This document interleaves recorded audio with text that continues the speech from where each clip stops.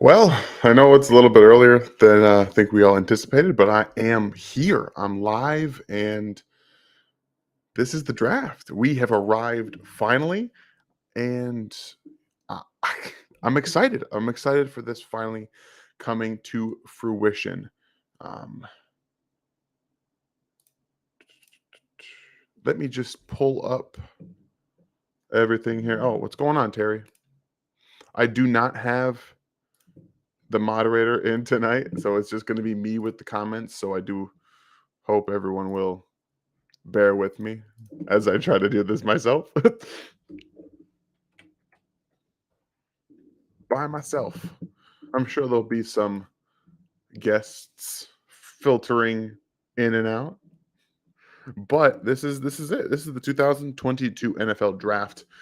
This is RGR football, guys. Like, this is what we do. This is what we are here for.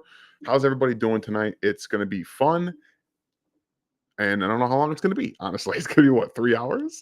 I don't know how long it's going to be. But I'm going to let everybody know we are live right now. Ryan's doing stuff in Texas.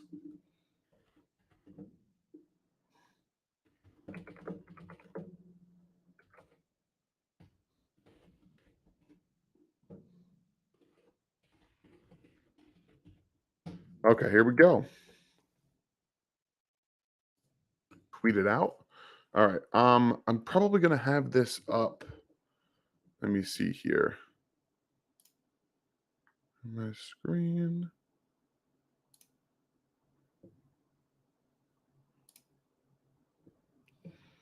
I did not find a babysitter. I am doing this with my daughter. Is that not gonna work? No, it's not gonna work. That's dumb. Um, my daughter is in bed though, so how do I want to go about doing this? I think what I'm gonna do is this. Okay, I think that works. So I can pull up. All right, I'm figuring this all out. All right. How's everyone doing? How's everybody doing? This is not the most let's see, professional stream that's ever happened. I'm probably a little rusty in doing this by myself, but this is my board, by the way. If anyone is interested, I had 24 first round draft grades this year. We already have Trayvon Walker and Aiden Hutchinson off the board, 1 and 2 makes a lot of sense. Those were the guys that I had mocked in my um, full round one mock on the NFL33.com, and I'm hoping that the Texans did take Stingley, huh?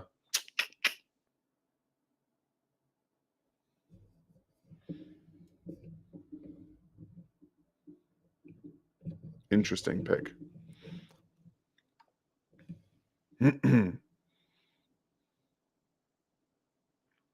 Interesting. But they do need everything. They need everything. And I mean, granted, Derek Stingley is my number one corner. Like, he's legit my number one guy. If you look right here, let me see if I can zoom in a little bit so you guys can see everything. He was my number one corner. So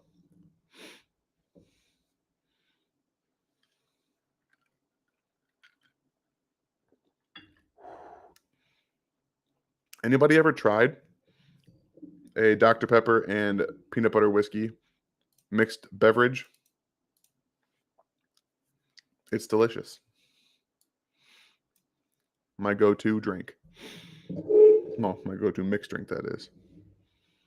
Oh, all right. So, how is everybody feeling about the draft tonight? We're finally here. Is it this for me? This is one of the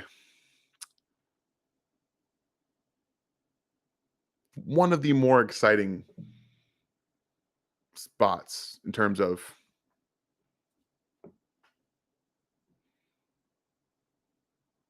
I'm not hearing anything.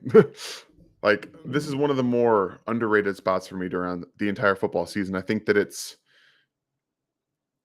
as stressful as probably mid-season NFL.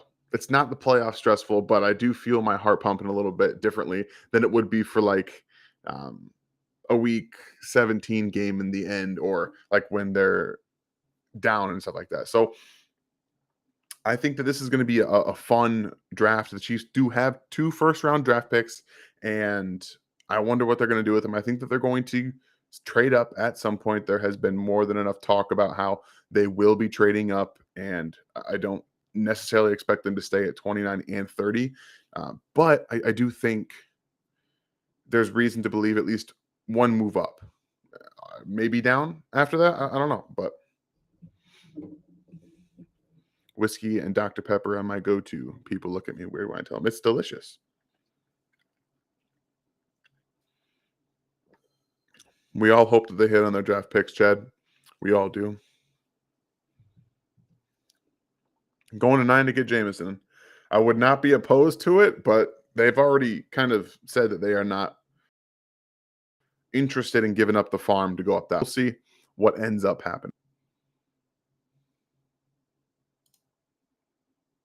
Oh, that doesn't really work. We're going to mess around with some of these really quick because I don't know how this might be best to actually see everything. When I put this up here like this, can you guys actually read it, or do I need to zoom in a little bit more?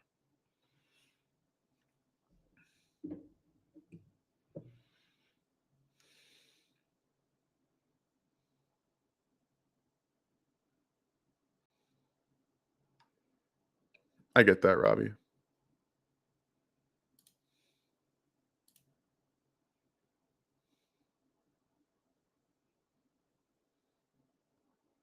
How's that? We can go extra zoomed in.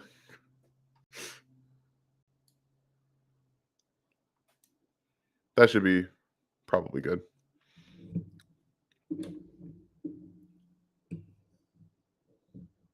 All right. So, yes, just so if everyone's coming in here and we're asking where Ryan is, he is in Texas with the Locked On Network, and that's what he's doing for them. So he might pop in every once in a while here and talk about. He's definitely going to be in when the Chiefs pick. So it's going to be more of him popping in every now and now. He's going to be super, super busy. So definitely congrats to him for getting the trip down to Texas with the Locked On Network. Obviously, he's doing a great job, and hopefully we'll get to see him soon. Chris is right. If you guys want to go to our Substack, that is NFL33.com, you can download both of my board and Ryan's big board to keep track of where everyone is and where they're going. Thank you for that, Chris. Also, thank you guys for all the support on this Substack. It's been awesome. My first round mock, my complete first round mock had nearly 1,000 views, which is awesome for my very first like actual legitimate thing that I was working on. So I appreciate that very much. And we are going to be doing lots of fun off-season work with the NFL33.com Substack. So be in to look at that. If you're new to the channel, make sure you hit that like and the sub and the bell notification, because this is going to be this channel doesn't stop. We produce content every single week, and there's going to be tons and tons and tons of content information you guys can be missing out if you're not a part of the channel. All right. Since we do have quite a bit until the Chiefs pick, you guys feel free to ask questions. If you're going to ask questions, put the question marks before the question so I can pick them out. With over 300 people in here right now, it is imperative, especially because I don't have Aaron, our fearless moderator, here with me tonight, that you put the question marks in front so I can pick them out of the chat that's going to continuously be ever scrolling. Thank you very much for the super chat, Derek. How far you think they're going to trade up? I think they're going to try to get around the early 20s, maybe into the late teens. That's what I'm thinking. Somebody must be pretty ahead of me, because I see someone putting Sauce to the Jets in here, but I don't have that on my Hulu right now. So if it is Sauce Gardner to the Jets, that'd be interesting. Yeah, that's definitely not true, LS. He was given a flight down to Texas to host the Locked On Network's draft show. So he does care, but he's also got other obligations to do when you're asked to host something in Texas with somebody flying you down there on a charter jet to do that. You can go ahead and do that. I didn't let everybody have the night off. It was just Brian's really, really busy still. He's still going to be doing more stuff. So, you know, I don't get the night off either. No one gets the night off. Everyone's doing stuff. I am not surprised that Stingley went before Sauce. As you can see right here, I have Derek Stingley over Sauce Gardner and Andrew Booth as the first corner on my board. And it is Sauce Gardner. Good Lord.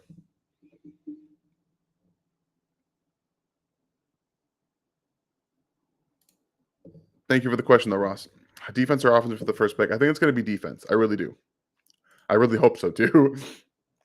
Thank you, Derek. Second question: do you think they are targeting if they trade up to the area? I think that they're going to go after Andrew Booth. I do. I think that the Chiefs are trying to pivot when everyone else thinks they're going somewhere else. They desperately need corner. They don't have bodies at corner at all. They need players. They don't have anybody they can actually go and sign either. So there's definitely a lot of things that they need, and I think that corner opposite of L'Jarius Need is one of the if not the biggest need that they have. So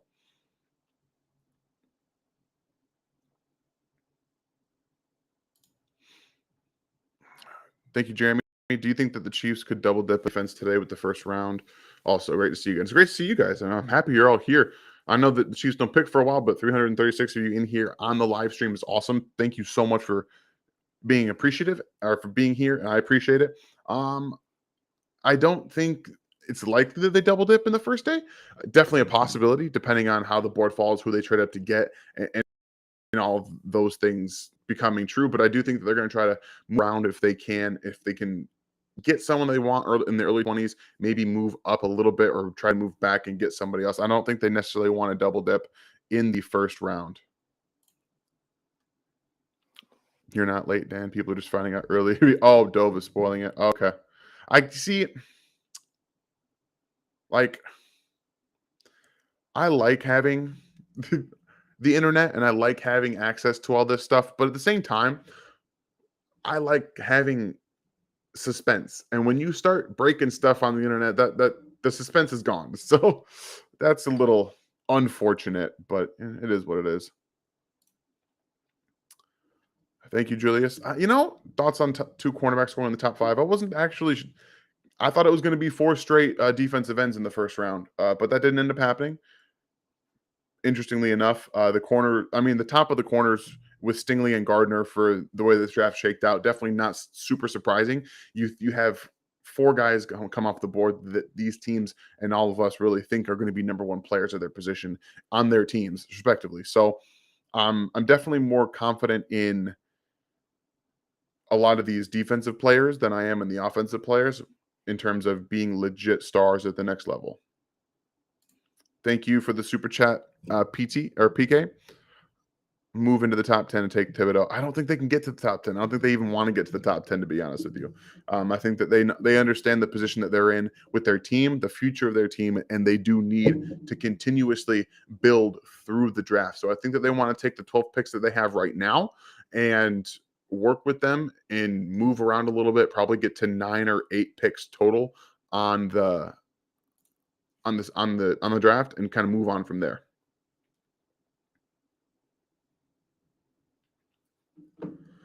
Yeah, if Tibbs starts to fall out of the top 10, the Chiefs will be very, very high in on that. Again, thank you for the super chat, PK. What are the chances of the Chiefs keeping all of their picks? I say 0. Thank you, Chad. So we got the Giants pick in right now. Um, magicians and stuff, man.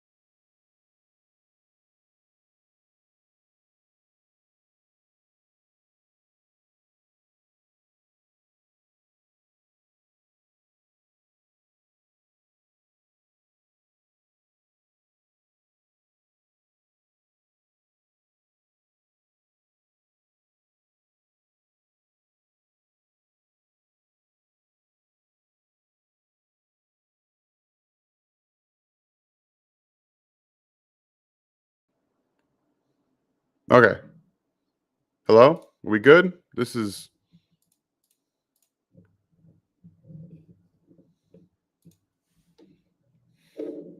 ever since my neighbors moved into the next door, I've been having issues streaming with the internet. So if we're good, okay, good. Sorry about that, guys. It's almost as bad as Ryan's internet.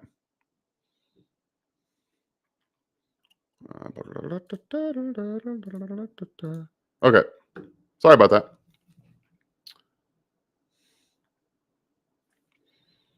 Lost the internet. All right, we got the Giants pick. Crazy. I do what I can.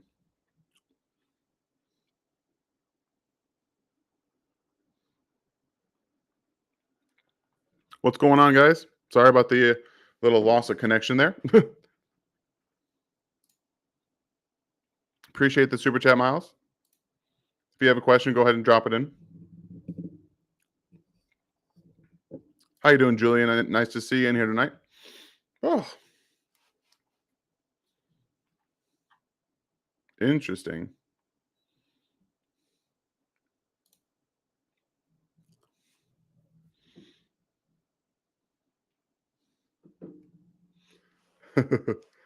Go ahead and take a drink. So how about we do that? If we keep losing the internet connection, then we're gonna have a little game because I know Ryan's internet's bad and mine's not been very great lately in terms of streaming at night. So good. I mean, that's a good pick for the Giants. I thought they might end up not going defensive line or defense or edge because of picking Ojulari last year, and they kind of desperately need offensive line for Daniel Jones. But they kind of apparently think that they don't want that. I don't know. It's gonna be interesting to see. Maybe they plan on getting a defensive, or excuse me, an offensive lineman in the top of the second round. If that's their plan, I think that they should have picked Evan Neal or Iquanu.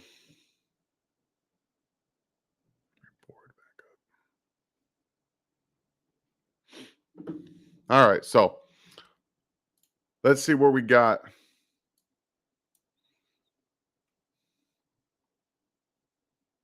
Kayvon Thibodeau was my was my defensive end one in this class. Yes, I know. I know.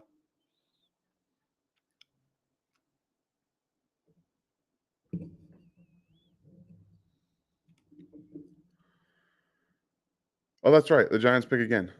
Never mind. I don't know what I'm thinking. There's so many teams in this first round that have two picks. I just forgot about it. So yeah, they got probably the best edge on their board, I think, in Kayvon Thibodeau, and decided they were going to get a defensive end later or an offensive lineman later. That makes sense. That makes sense. Build through the trenches. If they can get Evan Neal at 7, they can get Evan Neal at 7. That's going to be legit for them.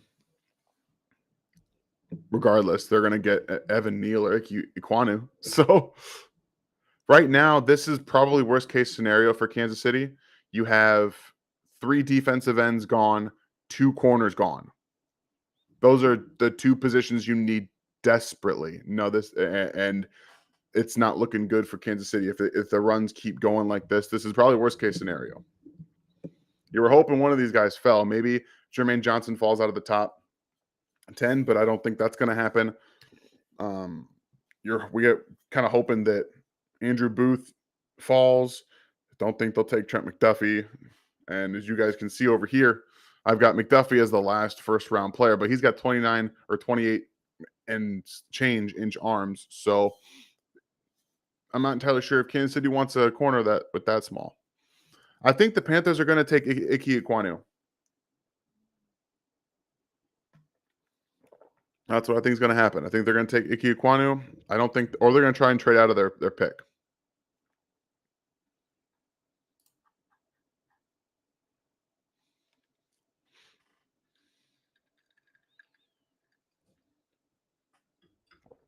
All right. So maybe we'll push it over this way.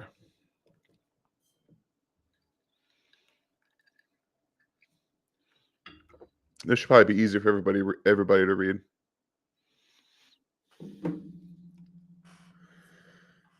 Yeah, sorry, Armando. That was some never happening. Sauce was never going to be achieved, or unless you're from somewhere else. But we got more people in here. You can be any fan if you want to. So right now we have the draft as such falls.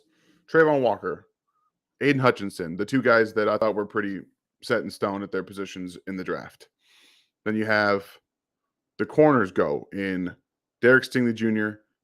at 3, Sauce Gardner at 4, and then the surprise pick at Kayvon Thibodeau to the Giants at 5. And right now, the Carolina Panthers are on the board, and I think the Panthers are going to take an offensive lineman and either wait until the second round. Actually, they don't have a pick in the second round. They don't have a pick again until the fourth. So if they pick here and it's an offensive lineman, I would imagine that that means they're going to have Sam Darnold as their quarterback this year.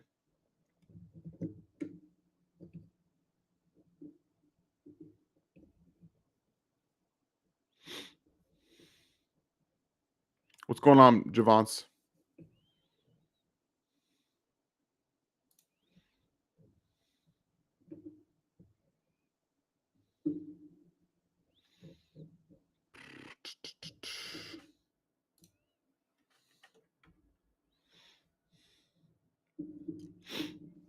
All right. So who's going to be the first offensive player taken? I think it's going to be right now. I think it's going to be Ike Ekwonu.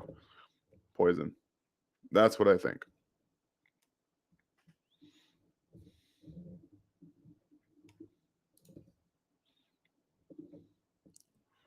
Whew.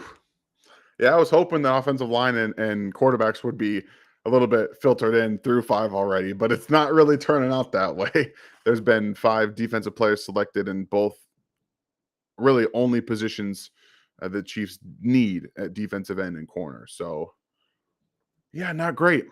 Yes, I'm hoping so, David. There should be a couple people coming on throughout the show. We'll see how it ends up folding out, but we're still 48 minutes into this, so we'll see. Do we expect the Jabo to be available at 29 or 30? Yes, we all expect him to be there. I'm not entirely sure if Kansas City is going to take him because of availability reasons. Thank you, Tatum, for the super chat. Do we take Wyatt if he falls? I don't think so. A 24-year-old defensive tackle isn't exactly what I would think of as helping yourself rebuild through the draft. And they need other positions more than defensive tackle. So I would say no, but Brett Veach is going to throw a curveball at us regardless. So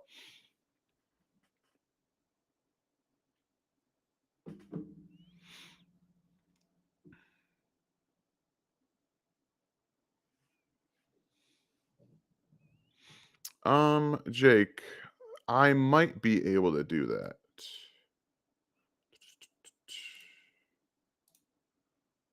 I can.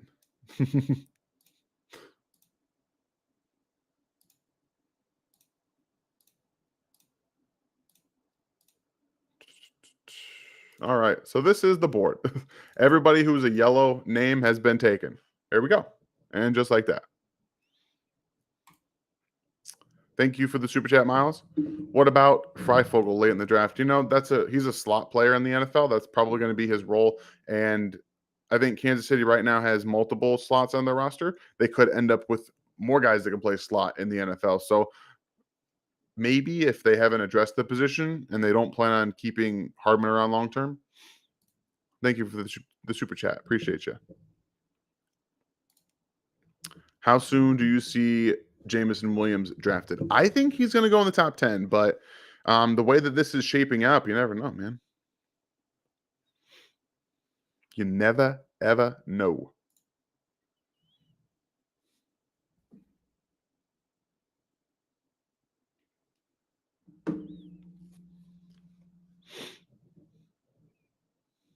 Thank you for the super chat, Jimmy. Chiefs are going to take Jermaine Johnson and trade up. I don't know. If he starts falling, maybe.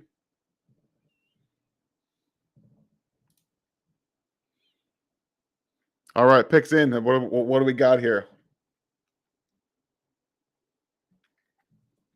Let's go. Let's go.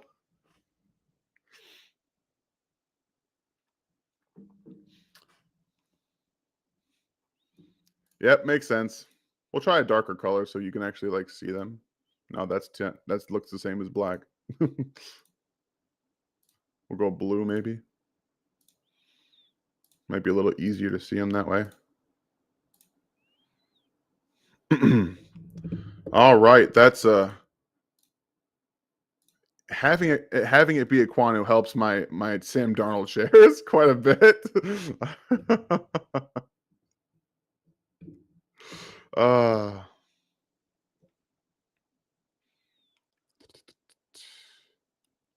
is that better, by the way? Was it easier to read that with the blue?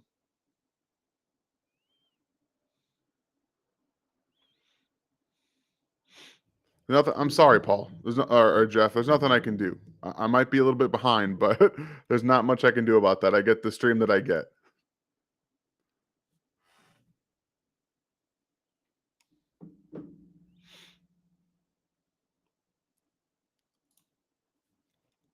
Thank you for the question, Metal Rocker. They do need offensive line help. So is that the first offensive line taken in the draft? And yeah, Ike Ekwonu was the first offensive lineman taken. So, and he was my number 2. What? Oh, I could have just done that, I guess. But this is easier. You guys can read that.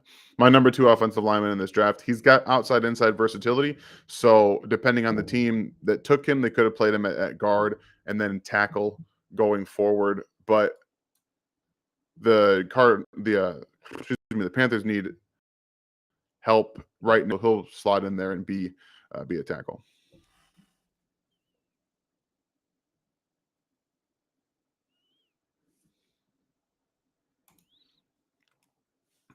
Thank you, Jeremy, for the question. So, what did you say? Your thoughts on Walker going number 1? I see he's 4th on your board. Yeah, Trayvon Walker is an interesting watch because you watch his tape and he's not a first round pick on film, in my opinion. He's just doesn't have the production. He's the guy who's going to come in and be a run player immediately. Like he's going to play against the run day one. That's what he's going to do. He's going to do it very, very well. But the problem for me comes in that you're betting on traits, and teams do this every single year. Last year it was Adefe Owe out of Penn State. He was a guy who didn't have the production. They bet on the traits of being an elite athlete at the position, being able to come up and get that. So you're betting that he can turn into the best player in the draft, not just in the draft, but one of the best players at his positions in the NFL. So it's a gamble, but it's also it can be worth it. And in a draft like this where you don't have those elite guys everywhere, I think that it makes sense to be able to go and get him if you feel confident that he has the tools to be able to do that.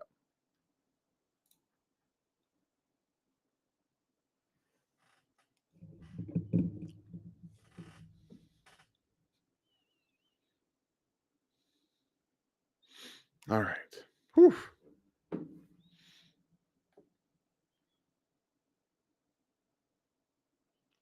All right, so the Giants pick is in. I know I'm probably a little bit behind, guys. Sorry, I'm getting what I have, and if you see the picks before I do, I'm sure it's going to hit the chat. But I'm just going to go off of what I have. But I do think that this is going to be Evan Neal to the Giants, especially after the first 4 picks were defensive players. It makes far too much sense for them not to take Evan Neal here and kind of profit.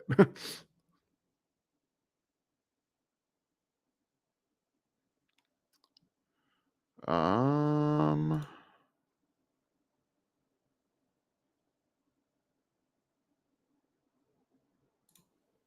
All right, get that out of here. Sorry, guys. I had some stuff come up in the chat that I just going to get rid of. So thank you, Kevin. you know what's going to happen. Which teams will take a running back in round one, and which team will sneak, which running back will sneak into the first round. I think the Bills are going to take Brees Hall out of Iowa State at 25. I do think that's what they're going to do, and he's going to be the only guy that I see drafted in the first round.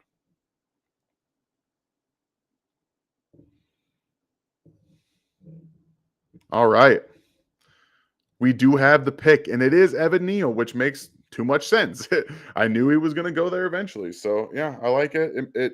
You need to be able to help Daniel Jones, and Evan Neal is incredible. The dude's an incredible athlete for his, like, not even just for his size. For a guy like that's 50 pounds and 2 inches shorter than him, he's an incredible athlete. The dude can do things at his size I've never been able to see.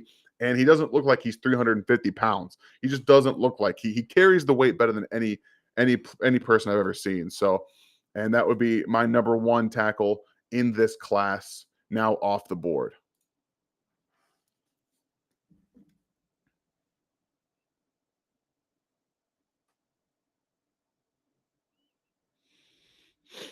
All right. So this is actually where this is number 8, right? Yeah. This is where I had Jameson Williams going in my draft, in my mock draft. I do think that the Falcons desperately need a playmaker, and you're betting on Jameson Williams combining him with Kyle Pitts, two legit players, like a bridge quarterback in Marcus Mariota that you're going to eventually be taking as replacement.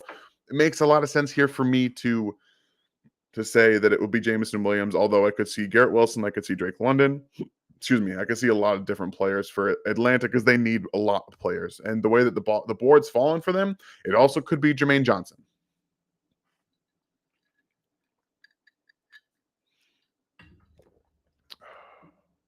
All right, thank you for the question, Tatum.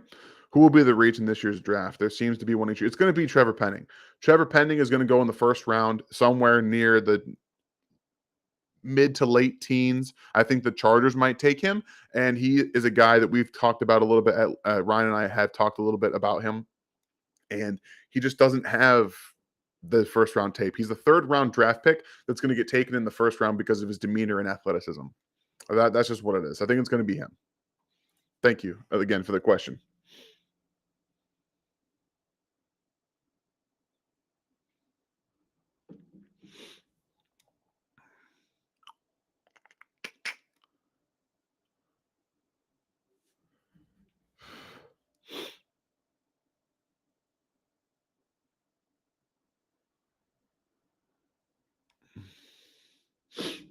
All right. Yeah, see, look at if you guys are watching the ESPN cover or the ABC coverage, watch what Evan Neal is doing at his side. It's ridiculous. Like, I would put it up, but it doesn't show the stream or the Hulu that I'm showing. So that, which is I don't like, but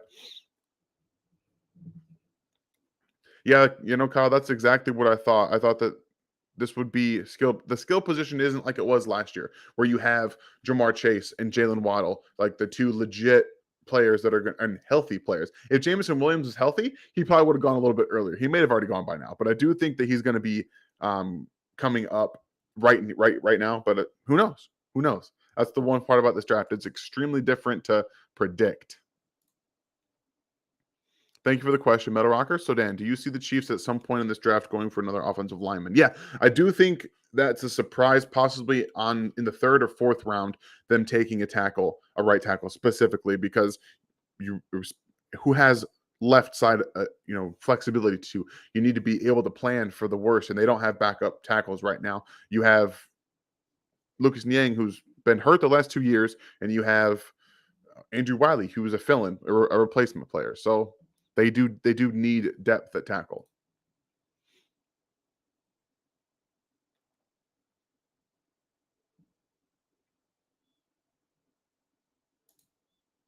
Is the draft going like what you thought?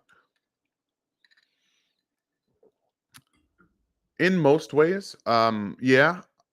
I didn't have two corners going first, and I did think that the early in the week I thought that the Panthers were going to take a quarterback, but the more I thought about it, the more I landed on offensive line. And yeah, I don't know. It's interesting because I think there's a lot of different things that you can happen, man. There's a lot of different things that can happen, and I think pretty sure the Falcons are about to take a wide receiver, and I think it's going to be Jameson Williams, but I guess I could be wrong. Oh, and I'm wrong. They took Drake London. Look at that. And now Drake London is off of the board. Drake London and Garrett Wilson were really my one or my 2B or 2A and 2B. I had them their grades extremely close. I couldn't really go one way or the other.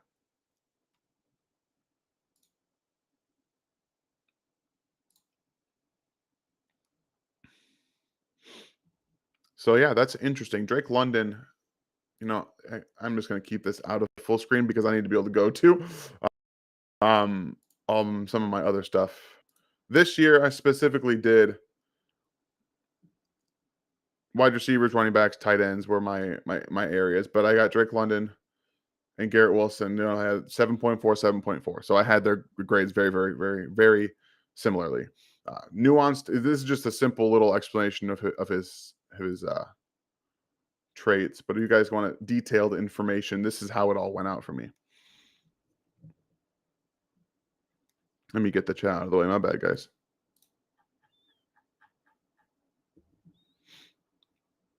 All right. So lots of good things here. Like you don't really see anything he's bad at. I say the big play only because the deep ball downfield will be one of the only areas that he can really win and make big plays.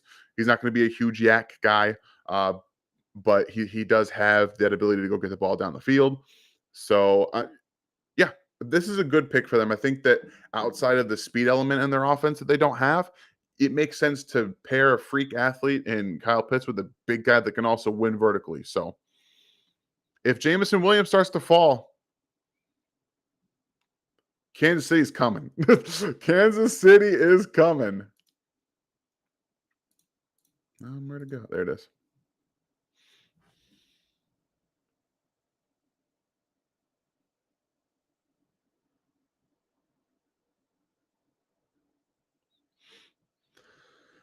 I'm sure that I'm sure the Falcons want to trade down, but I think they should just take Jermaine Johnson right here.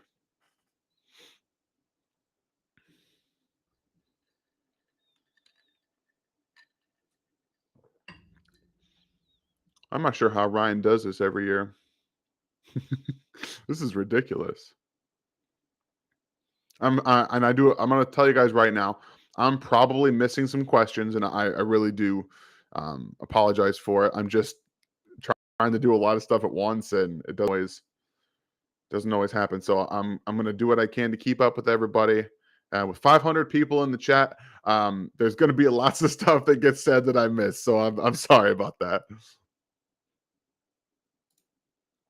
I thank you again, Metal Rocker. Do you see the Seahawks taking a quarterback like Pickett, Ritter, or Willis to replace Russell Wilson? I honestly, I really do think that they would ideally like to trade down and take a Desmond Ritter.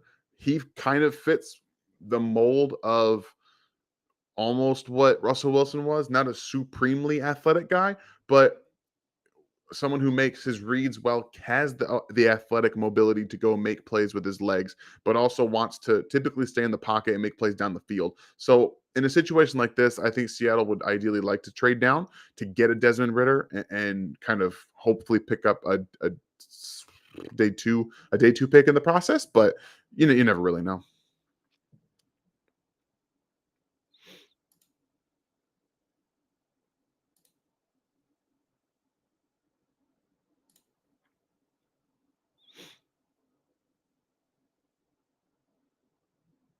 Thank you, William. I am a Clyde apologist, but some potential late round running backs caught my eye. Your opinion on guys like Devontae Price.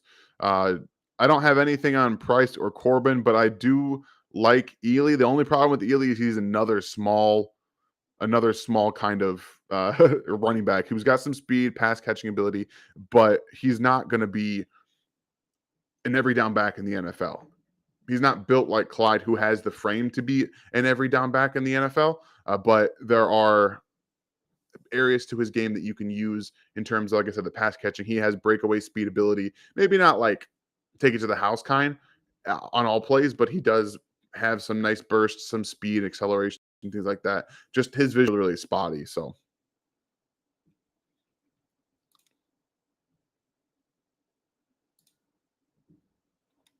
thank you, Sugary Special K. Where did where where do where do you think this draft gets weird after the Seahawks pick? This draft is already kind of weird. um, I think it's going to get like as soon as we see the first trade, that's where it's going to get weird. I want it to be here. I want it to be here. Um, I would like to start seeing some trades though. I'm a little surprised we haven't seen any.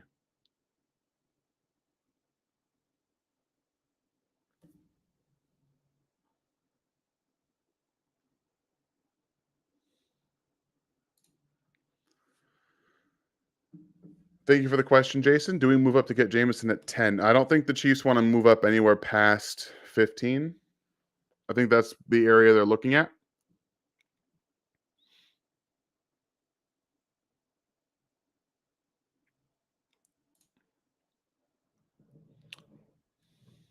Thank you for the question, IKEA. Apologize about that. What edge rusher would you be most happy with if the Chiefs took him in the first round? At this point, Jermaine Johnson. He's like the only other guy that I want in the first. Um, I can live. I can live with Ebiketie. I can live with Mafe. I don't want. I don't want Karloftis. Not my guy. Thank you for the question. Thank you, Eric. How much better Chiefs will the Chiefs be if they stop running RPO or at least ran at least 5 times per game? I don't necessarily think it's about running the RPOs. I think it's about understanding when to hand the ball off when you have the favorable run look and to not pull it and throw it into a passing lane that has a defender in it, which happens a lot. You saw that in the Bengals game a lot in the second half. Excuse me, the second half of that entire game in the AFC Championship game. They just sat in those passing lanes and they just kept doing it. So yeah, that's what I would say. I think they're going to stop running them a super, a super ton. All right, so we have. All right, so the Seahawks pick is in now. I'm interested. So I think that they're probably just going to settle and take Jermaine Johnson. Oh, there it is. No, never mind. That was just a trade. I saw a trade and got my hopes up. Yeah. So I think the Seahawks are just going to settle and take Jermaine Johnson.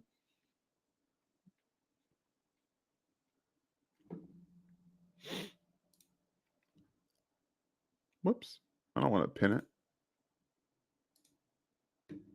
Thank you for the question, Tyler.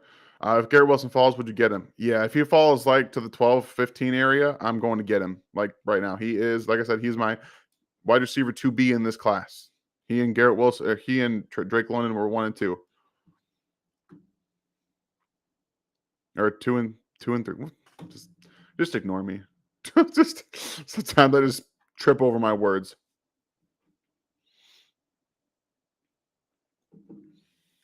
Ah, man. Oh, they took Charles Cross. Okay. That makes sense. Trying to build for the future. So here's the thing about Charles Cross. I did have a first round grade on him out of Mississippi State.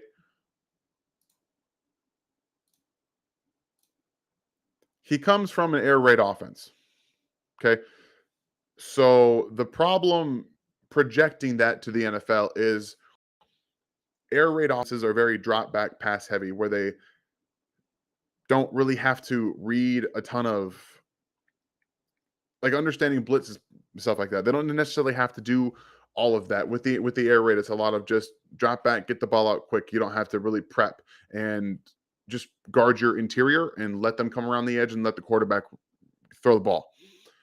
So there's a lot of technical aspect of an NFL offense that he's going to have to learn, and his athleticism isn't the best. So he's going to have some issues overcoming getting out to a guy who's really fast on the edge that can beat him to his spot and then recover when he's trying to come across his face to the back to the inside. So, like I said, there's going to be some issues there with him adjusting to the NFL process, but I do think that he's worth the risk trying to convert into a full-time offensive tackle. And with the Seahawks rebuilding and trying to do what the Broncos have done, build the team around first and then draft or go get the quarterback. I think that's what we're going to see Seattle do as of now. Thank you for the super chat, Jacqueline. Let's go Chiefs. Thanks for all the hard work, Daniel. Thank you. Appreciate you, all of you being in here. So many, 649. Whew, man, awesome. You guys are great.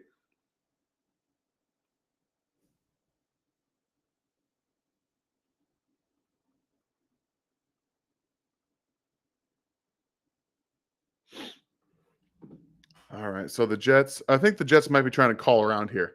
I think they're trying to get out of 10. I mean, I'm starting to get my hopes up about a potential Jamison Williams pick.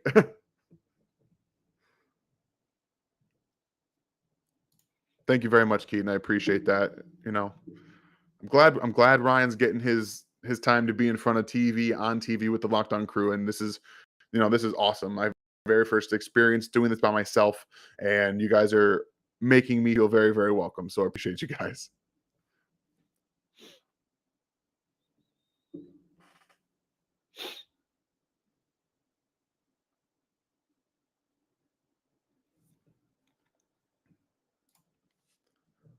Thank you for the question, Jonathan. Jerome Ford falls to pick 135, and wide receiver, edge, and cornerback all have already been hit with our previous picks. Do you take him? No, because I'm not taking a running back after they just brought in Rojo. I'm not going to take anybody to the 7th round, probably.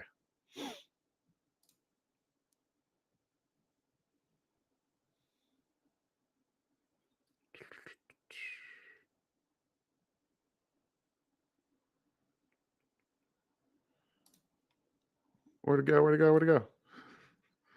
Thank you for the question, Tony. And please, guys, if you're going to ask a question, put the question marks in front of the chat so I can pick them out. There's 630 people in here, and I'm trying to make sure I get to everything.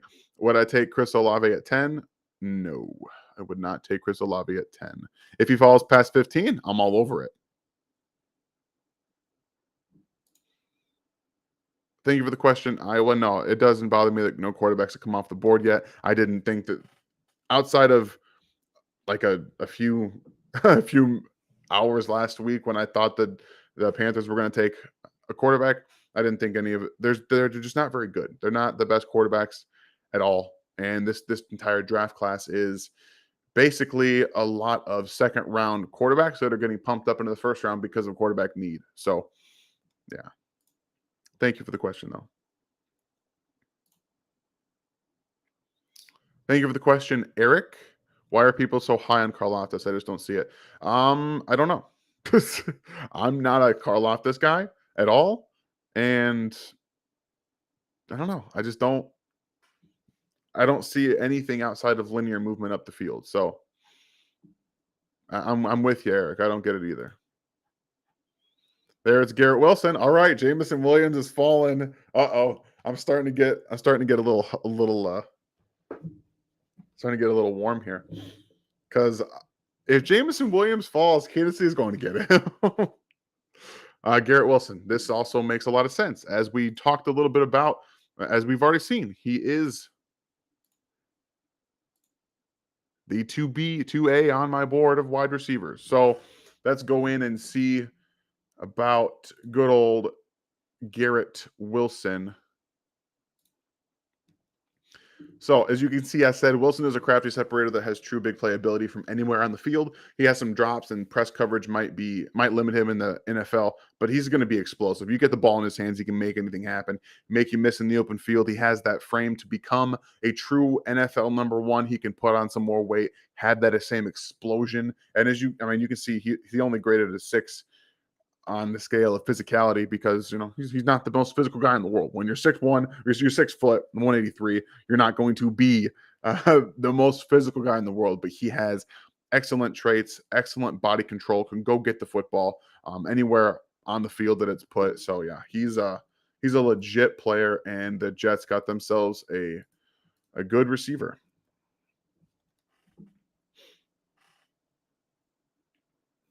All right, so it looks like I shouldn't have looked at my phone because Washington's about to trade out. I'm not entirely sure who's coming to get him. Someone's coming up, but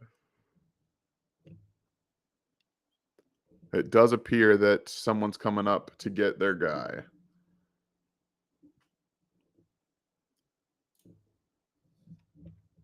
Thank you, Jason. Yeah, I still think it's going to be. I don't think they want to go up past 12. I don't think they want to. We'll find out. We'll find out. Maybe 12 is the spot. Maybe that's it. So who's coming up to get their guy? Who's coming up?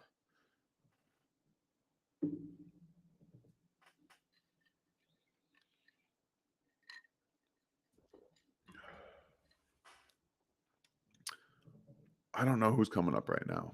I would say like, is it the Saints? It's the Saints? No. This is interesting. This is interesting. I wonder where they're going.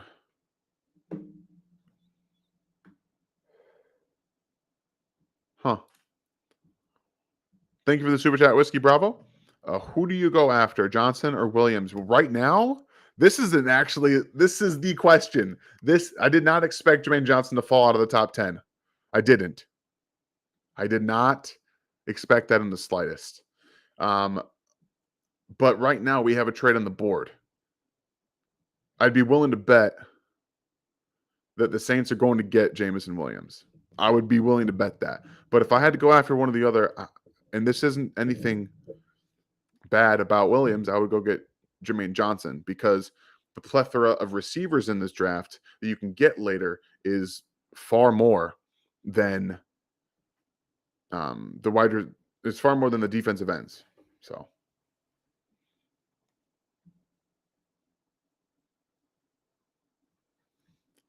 Thank you for the super chat, Whiskey Bravo. I wonder who it's going to be. I wonder who the Saints are going to go get. I mean, good for them for going to get somebody. I didn't know they would be going up, but they've waited until the top 10 went through and used that other pick. So we're going to see. Maybe they're going to get Malik Willis. You think they're going to get Malik Willis?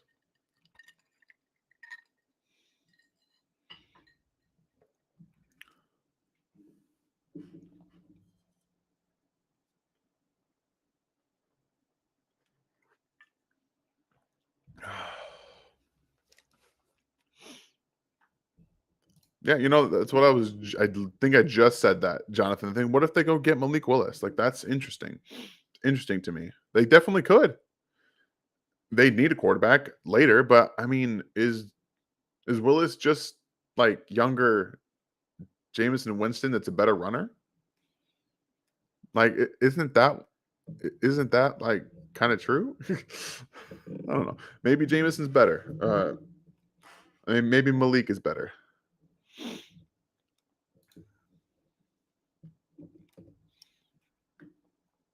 But as you guys can see, if they do go quarterback, this is what we're talking about. Like, I did not have one quarterback ranked in the top 32.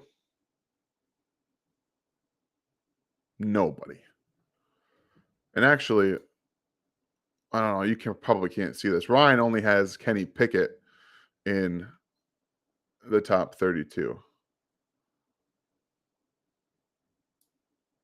It's probably a little hard to read still.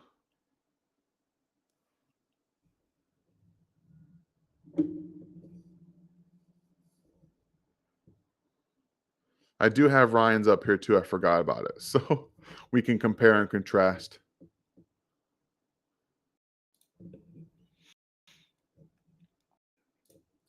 I think Kyle. Thank you for the question, Iowa. Kyle Hamilton's going to fall to 13 and go to the Texans. That's where I think Most people actually had him mocked at 3 to the Texans a while ago, and I think now we see. I think he's probably going to end up being there because the value of safety just falls down drafts. It's not the most important thing in the world, so they just kind of wait on safeties now, and that's why I thought that both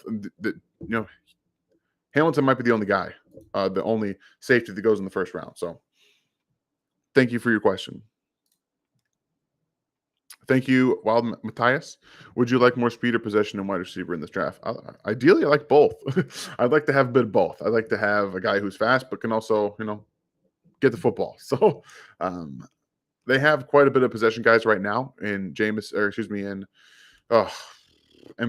and Juju Smith-Schuster. So I think right now speed and big playability is where I'm looking. Thank you, Ross. Tone fair here. Pat 15 was not ranked in the first round. To be fair here, yeah. I think that he was more up and down, but there was at least other quarterbacks rated in the first round in that draft. But I see where you're coming from.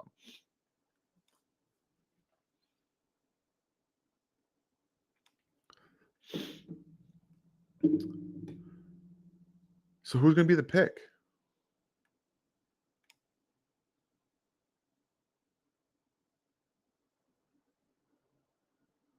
It's going to be Olave. It's Olave. Oh man, it's Olave. Yep. Chris Olave.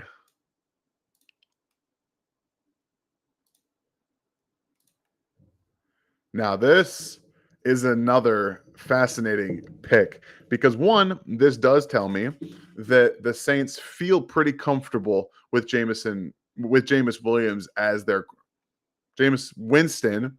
All these J and W's are getting me frustrated. Jameis Winston as their quarterback of the future because they took their draft capital and went to get a quarterback or went to get a wide receiver. But Olave, was my next guy up on the board too. So things are going pretty close outside of Jameson Williams. It's probably the injury stuff, but they're going almost exactly as I have them in my rankings. So that makes me feel very good about my process. So we have some things here about Olave. Hands excellent, route running excellent, releases like this dude is legit in terms of running routes, creating separation, and being there. Like he knows how to get open. Wait, what? The Lions are trading up? Oh my gosh. Who are the Lions going to get? All right, well, enough about that. I want to talk about Chris Olave for a little bit. Olave is a guy that is going to come into the NFL and be a guy who can get open immediately. He has the deep speed that he showed at the combine, but yak is a question. Can he do that? Can he actually create some yak in the NFL? Who knows? I don't know. But I do think that he has a lot of tools that the NFL teams want. The ability to get open at a moment's notice is going to be excellent. You can have that downfield threat now with some speed, to pair with Michael Thomas. That's what they did. That's what they're going for. So, yeah, Chris Olave, it was a good pick. Going up to get him, that's another question entirely. I'm not entirely sure that was the best idea, but all right. So let's see here. Lions are on the clock now. They traded 32, 34, and 66 to go and get 12 and 46. Interesting.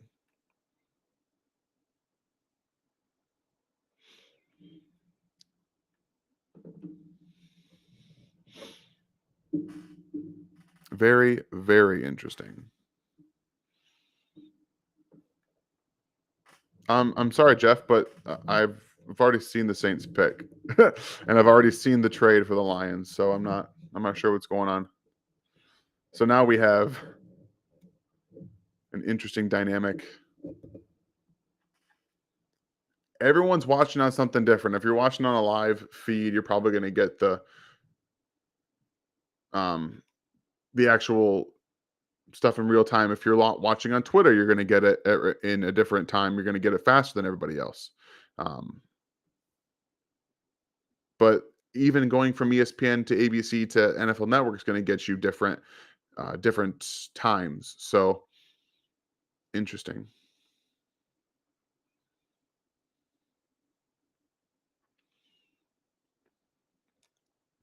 Okay, so we know, at least now we know, that the Saints have picked Chris Olave, and the Lions are coming up to get somebody. Who are they coming up to get? A wide receiver, probably Jamison Williams. Um, the Lions took Aiden Hutchinson in the first round. So could this be them either coming to get Malik Willis? Could it be them coming to get um or not? Apparently I deleted that on accident.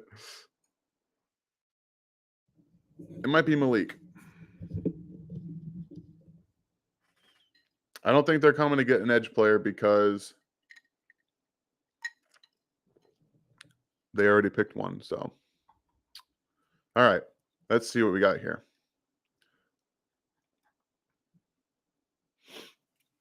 All right. All right. Back to the board.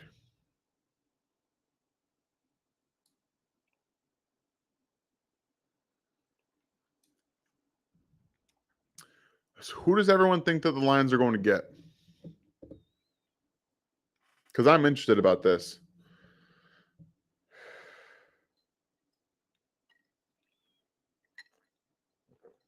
Because I think the Lions are going to get a wide receiver. It could be Malik Willis, but I think it's going to be a wide receiver.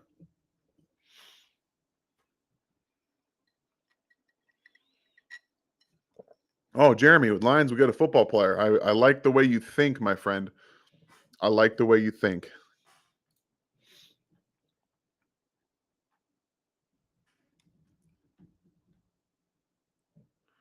Yeah, Julian, I think that it's an interesting.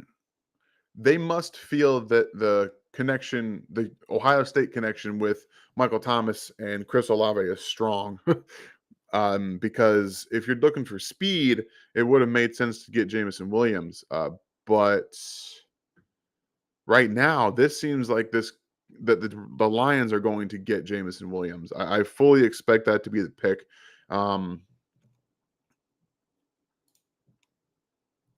It makes too much sense. They're preparing to get a quarterback, maybe this draft, but probably next year. And I don't know. I knew there was going to be trades coming up, but there have been a trade every pick. So this is ridiculous.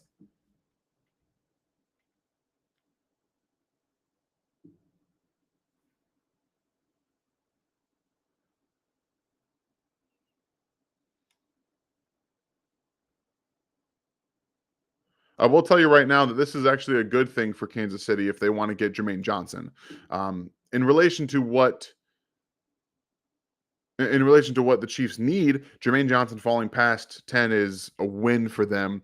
They might be able to go get him because the run is happening with wide receivers. It's happening right now. Four are about to. I think the Lions are going to pick Williams, and I think that's going to be four off the board almost in succession. So I think that falls pretty well for them to get to get Jermaine Johnson if they want to get up there to do that.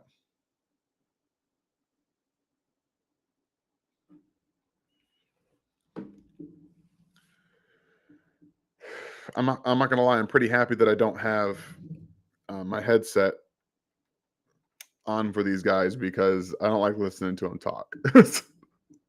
So like the ESPN, the ABC, the NFL Network stuff, they usually sucks. So, and I know it's not fun to think about Tatum Williams, but he's not going to be playing until what?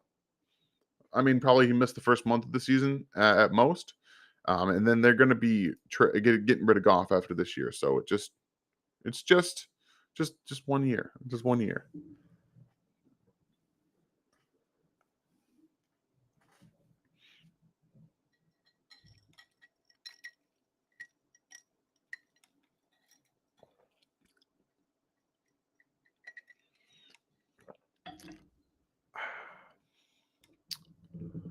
All right. Pretty sure it's going to be Jameson Williams going to the Lions. I'm pretty sure.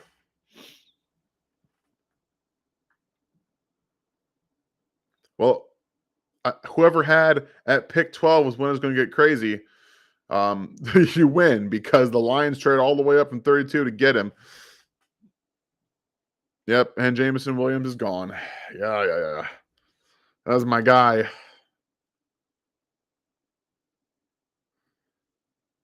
Man, that's a deep, it's a deep cut. Cut me real deep. Jameson Williams to the Detroit Lions. That is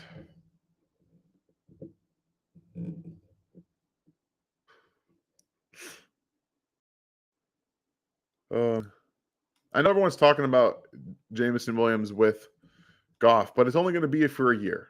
Goff is gone after this year.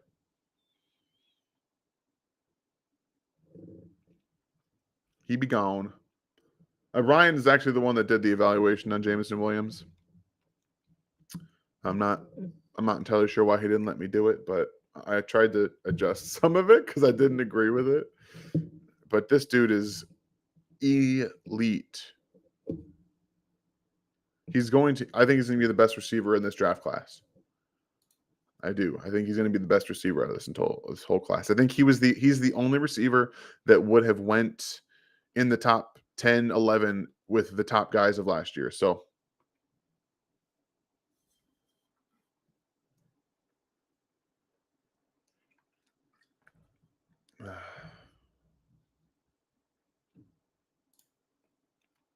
thank you for the question, Sean. So you trade up for Johnson and go for a guy like Sky Moore later. I do think that they're getting to the point where they can trade up for Jermaine Johnson. I do think that that's coming up. I think that's getting there. So yeah, it's definitely within reason.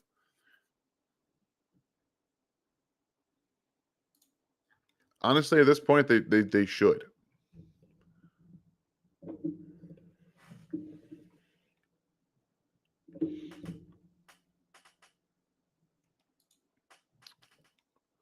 What's up, fantasy broadcasters? Why are trades up so cheap? I don't know. They were cheap using the tool, the system too. So maybe they're just kind of cheap. Thank you for the super chat, Rev. Who's going to throw him the ball? Jared Goff? No, man. Jared Goff's going to throw him the ball for 1 year, and maybe they don't even plan on playing him that much in the first year. Maybe they just want him to get fully healthy. Who knows? But Jared Goff is the quarterback this year. They are building for the future.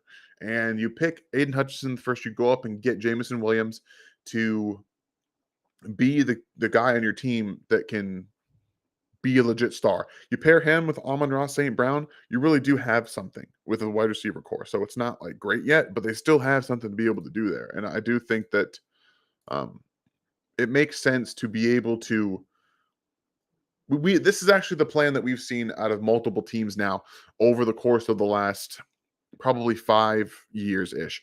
You build the team around a bad quarterback, then you cut ties with that quarterback and you go get your guy. Okay. So I think that's what the Lions are trying to do. The Broncos did it. You have the Panthers kind of did it, except they didn't go and get the quarterback. They went cheap. So I think that's what they're trying to do. Thank you for the super chat, Javons. Appreciate you.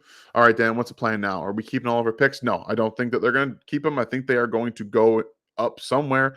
If Jermaine Johnson keeps falling, I think they might have to go get him or Andrew Booth. I still think that they have to get one of those two players right now.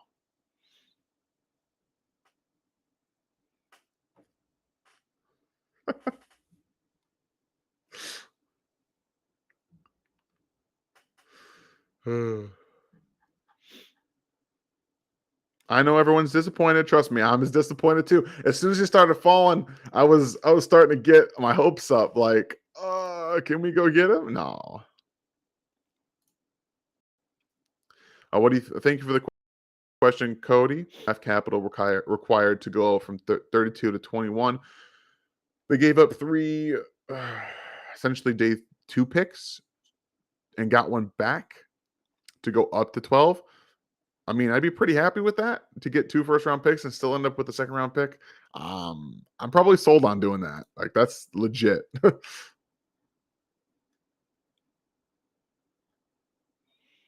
jeez. Thank you for the question, Tyler. Do you think Jermaine Johnson can fall to 18? I thought he wasn't coming out of the top 10, but here we are. So it's always possible with the way that these trades are coming down and flying in. All right. Thank you, Jason. Would you pull the trigger at 14? Probably.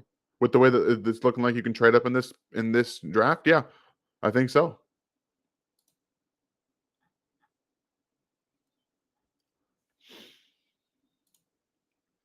Thank you for the question, Derek. With all the wide receivers gone, this kind of puts pressure on the Chiefs to trade up now and get somebody they want. I think that's not inaccurate, especially with, I mean, there's two guys I think that they have a chance to trade up for that can actually improve them: Booth and Jermaine Johnson.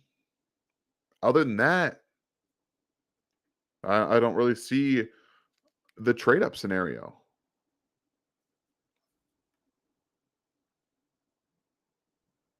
They might end up having to stay put.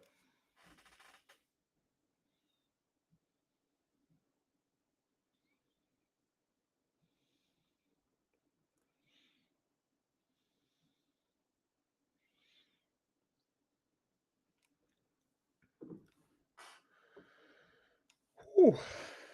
700 of you in here nearly. Thank you so much for being here tonight. This is going along much quicker than I anticipated. Or maybe not. It's almost, I guess it's 8:40.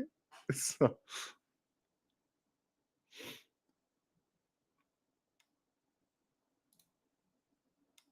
would you be against getting into the late teens for Jermaine? No, not even a little bit. I would love that pick. It'd be pretty easy to get there, apparently. Kevin, who would you rather the Chiefs trade up for, Johnson or Booth? Johnson. And that's just because the depth at corner is a bit better than it is at edge, especially at the top. Or, I mean, and especially on day 2.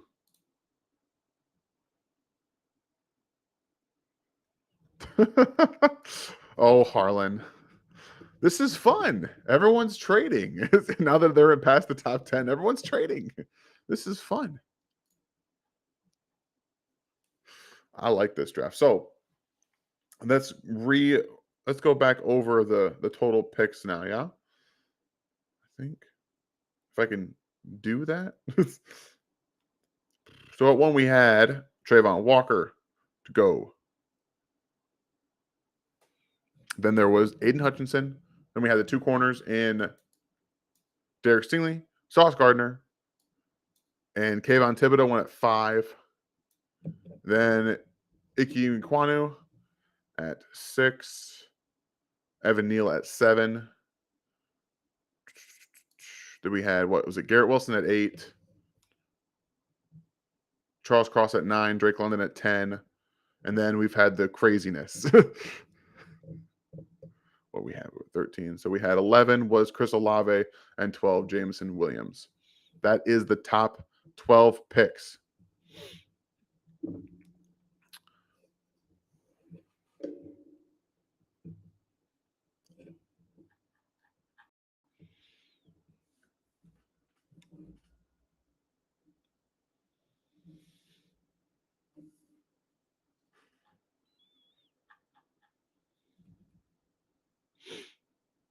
I feel like the Eagles pick has been in forever. Anybody else think that? It's been crazy. Waiting here forever.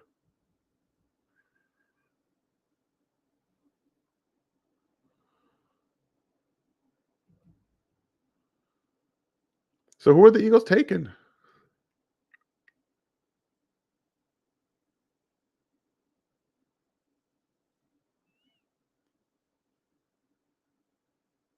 Are they going to be the Eagles and pick someone stupid?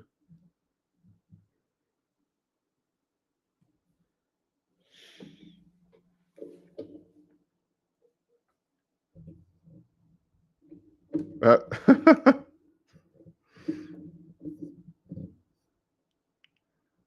Jordan Davis, huh? Whew. And they traded up to get Jordan Davis. Wow.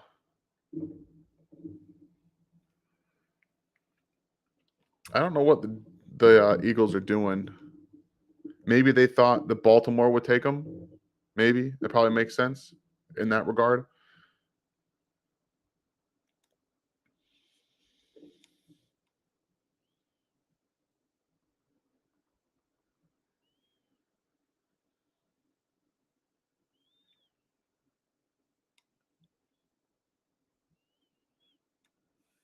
All right. Well,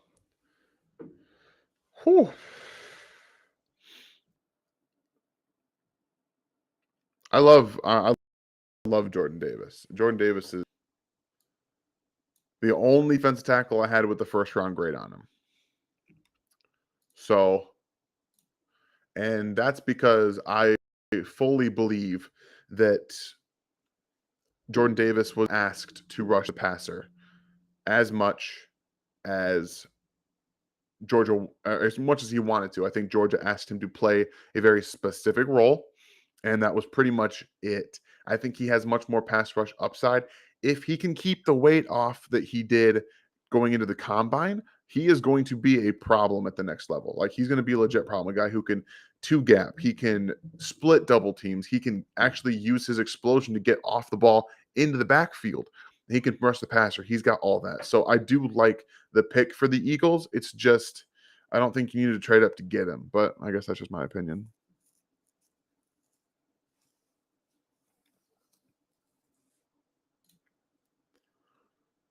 Yes, Eric. This is my worry right now that they just selected Jermaine Johnson, and if they did, it would not surprise me if the Chiefs just stayed where they are. There's just nobody, unless. Oh, well, I guess there's still one guy. There's still one guy that I'd like to see them trade up for in that scenario, but it's tough. This is the the bulk of my first round grades, which I mean makes sense. It tells you that this draft is not that great, and the best players are going off the board, and people are trading up to get them.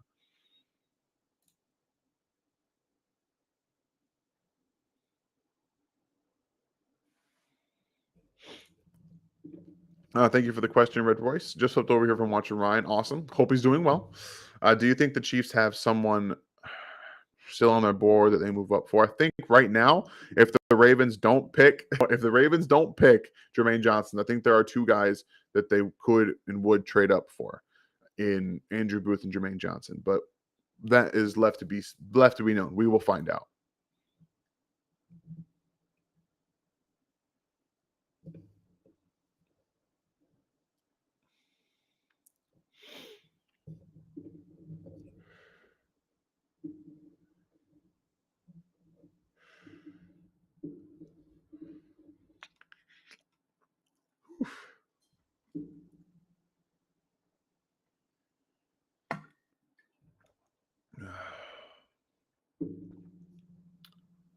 All right.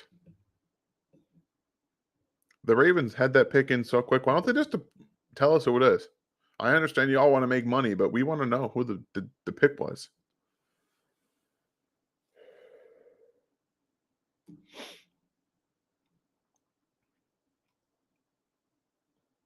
Um, I mean the fall for Hamilton's been impressive. I mean, I thought he'd go at 13, but the Texans traded out. So Alexa, play my music. We'll have some background music because it gets a little lost when I'm just sitting here. Because I mean, I'm trying to fill some space. So all right. So what do we got here?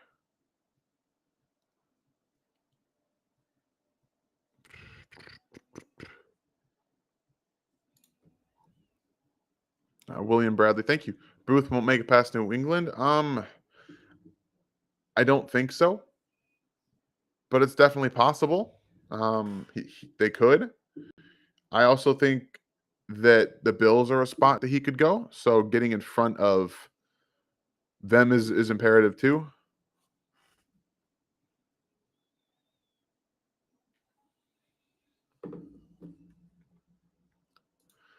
Thank you for the question, Lou. Jalen Petrie needs to be a Chief. What day do I think? So I have a second round grade on Jalen Petrie. It's high second, but I think that Petrie is going, much like the rest of the safety class that we're seeing, is going to keep falling because that's just what happens. They don't value safety very much. So,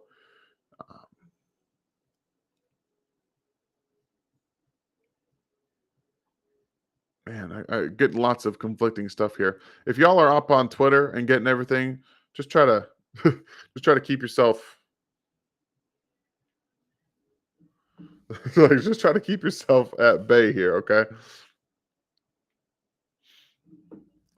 Oh, Kyle Hamilton, huh? Kyle Hamilton. There it is. And the fall stops for Kyle Hamilton. I was wondering what it was. Like I said, I thought it was going to be 13. Thought it was going to be 13. But I like the pick. That makes a lot of sense for a team that was, where Ed Reed played for so long at a high level. They want those safeties. So that makes sense. Where we got? Okay.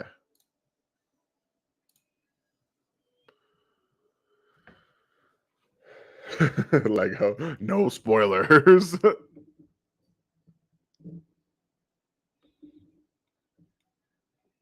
What is going on?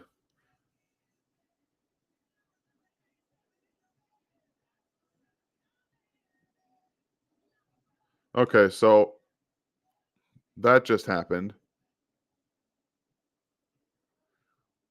So the Cardinals traded number 23 to the Ravens for pick 100 and Hollywood Brown. Wow. Wow. This is insane. This draft is insane.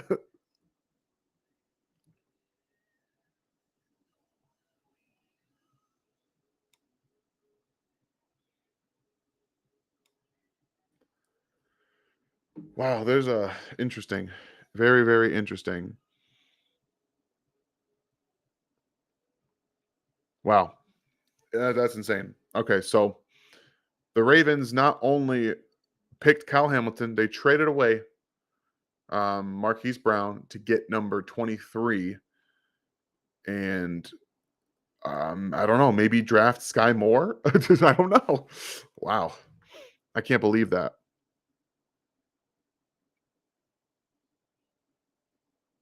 Man. I do think that the Chiefs need to figure out how to go up and get get Jermaine Johnson. But whew. All right. Thank you for the question. Sugary Special K. Safe to say the draft got weird after the Seahawks pick. Yes, that definitely did. 100%. There's been like trades every single pick as soon as they draft. That's funny. Very, very funny. All right, Metal Rocker, thank you for the question. Do you still feel the Chiefs could do some kind of splash in the first round? I do think so, but they were not comfortable trading up past 15. That's what reports were coming out before the draft. That they didn't want to trade up that high. So yeah, that's they still have an opportunity to go get somebody, but the way that they felt about this draft clearly is being shown in what they've done so far. Not much.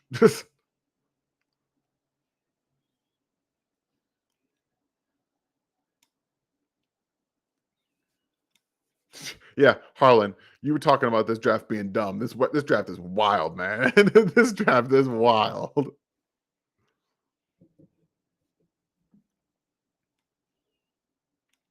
Insane. Oh, I'm just gonna take this off for now. I don't need to have it sitting there on my face, on my head.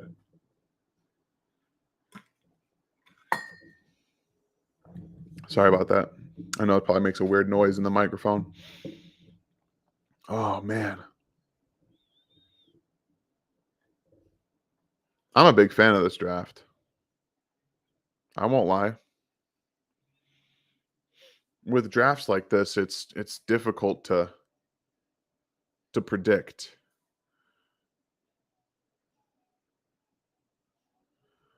All right, let's see here.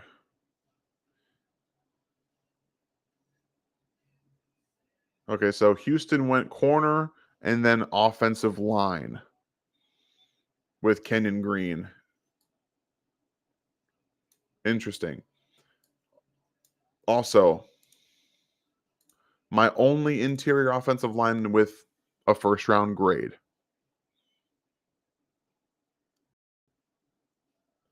Man, yeah, so if anyone's just joining and they don't understand the grades, the ways that this is how it works. You have, your top tens up at the sanctioned, the kind of how it works for every single bracket off section. You have the top tens across here, and then the kind of the middle round picks, and then the very end of the round picks. It's the same all the way down. And these are all my first round picks, my first round grades. So this is my big board. And as you can see, not one second round pick player that I have graded that way has been picked yet. So,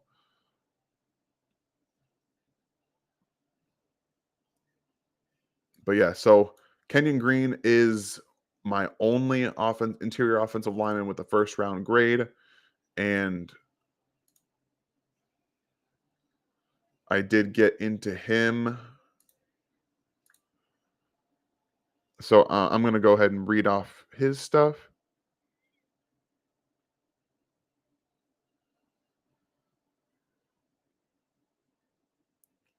So we've got I do think he's 100% an NFL ready guard. He's going to come in with the athletic ability, strength, and hand location to start. I do think he's one of the top 20 players in this draft. So him coming up here in 15 was no surprise. And I do think, yeah, he needs to improve his eyes, his feet to be dominant, but that can help with his athleticism, and it's going to help whichever offensive line he goes to in the NFL. Seeing it be the Texans, maybe he's got some issues working there, but still, he's going to be very, very good. Big, big, big dude, 323 pounds with athleticism. Really do like that pick. He's going to be, especially if they keep Laramie Tunsil, that offensive line can turn around pretty quickly. And I think that they're trying to build around Davis Mills. I actually like Davis Mills, and I truly think that he can be a good quarterback in the NFL. So him going to the Texans makes a lot of sense. All right, 818 people in here. Thank you so much. If you are new to the channel, make sure you hit that like and the bell and the sub notifications so you help us out. We help you out bringing you content and continuing to turn this out and getting to a vaster reach of Chiefs fans and pretty much anybody that likes what we do. So appreciate all of you being in here, just trying to reach more Chiefs fans than we can. We've got over 20,000 subs now and really trying to break into that natural growth area. So again, thank you all so much.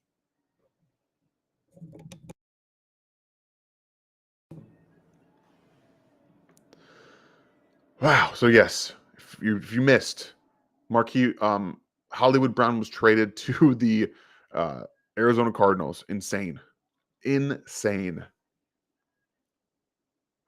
But this is where I think we're going to start looking for a Chiefs trade. It's now into what 15, 16, 17 ish. That is probably right around the area that I think that Veach wants to start looking.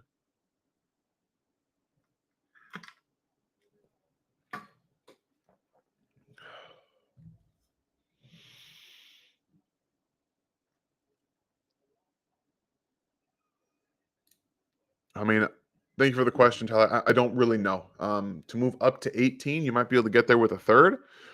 Maybe you have to add a fourth. I don't really like the trade chart is kind of skewed with this draft night. There hasn't been a lot of um, trades that I think make a lot of sense. So I don't know. Thank you for the question, Oscar. Hey Dan, who do you think the Chiefs will take? Right now, if they if they stay still, I don't know.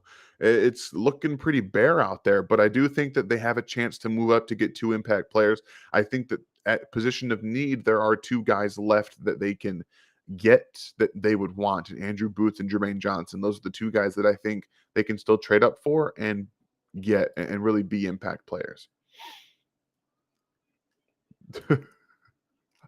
I mean, you want to do it, go ahead, but I got a live stream to hold down the fort for the next 15 picks. So I probably won't do that myself.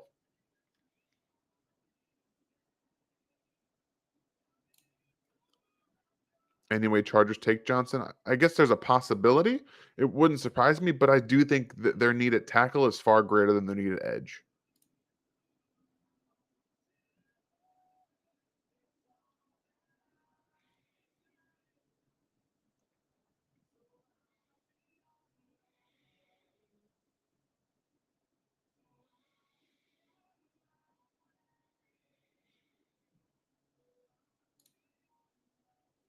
Thank you, Iowa. What are the potential trade partners for the Ravens pick at 23? Don't think the Ravens will pass up Johnson again. No, I think that there are two spots with the Patriots and the Steelers, perhaps. I think the way that this has gone, the Steelers can trade back and still get the quarterback that they want to, and the Patriots might be willing to trade as well. So those are the two spots that I would be looking at. What? What's happening? AJ Brown just went to the Eagles?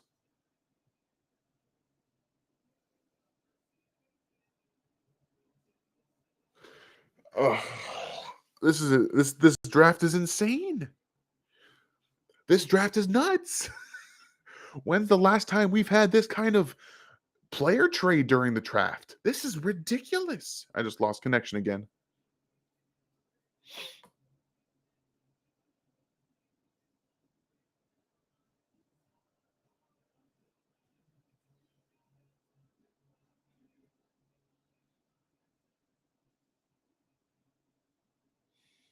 Hello? Oh, maybe that's what happened. I'm just gonna get my. Right, maybe not.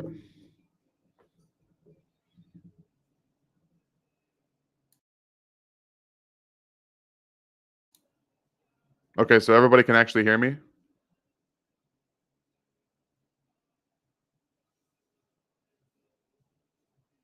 I think I have. I think I know what happened. Just hold on tight. I need to trade. Put my battery out of my. I don't know what's going on.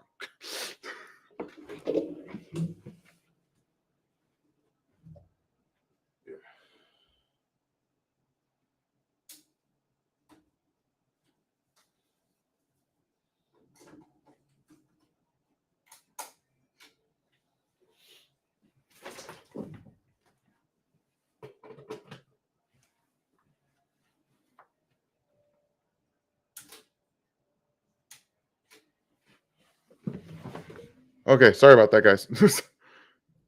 I might have to. What's going on?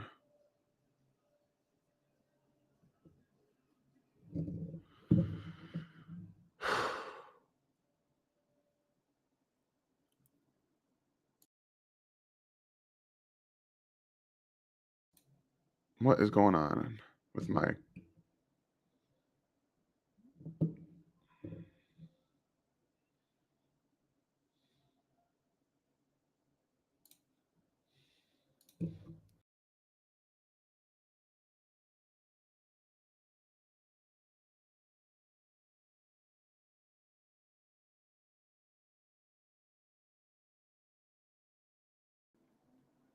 Okay, we've got. What the heck? Now it doesn't want to work.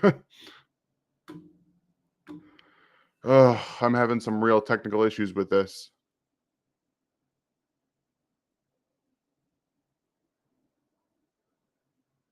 Um,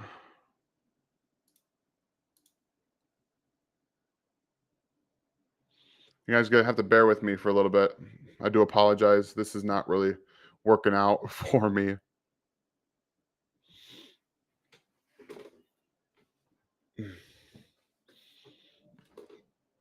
I don't really know, Jeff.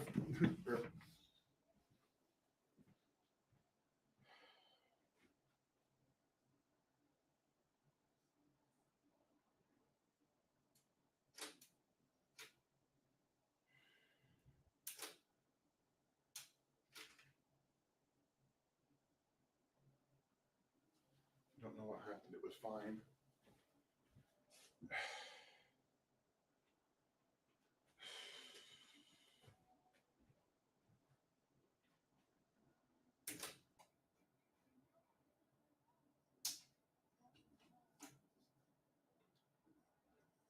I don't understand what happened.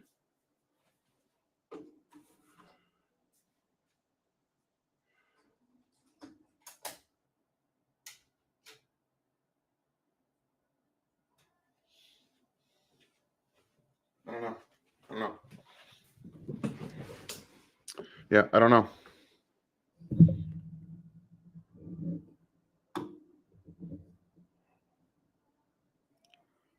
All I see is a bunch of black.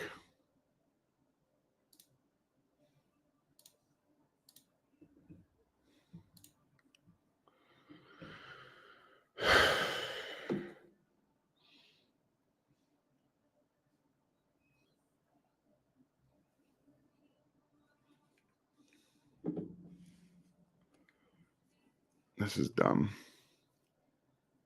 All right, well, yeah, just do you guys still see a bunch of like black around it though? This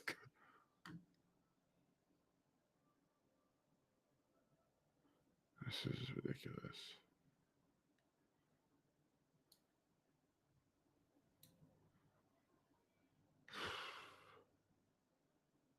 All right, well, yeah, I've tried rebooting. It's just not wanting to work.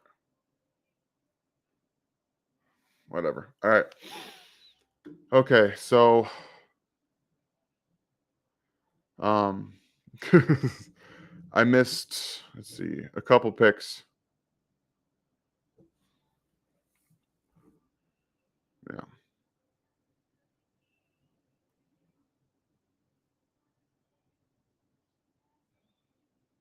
All right, so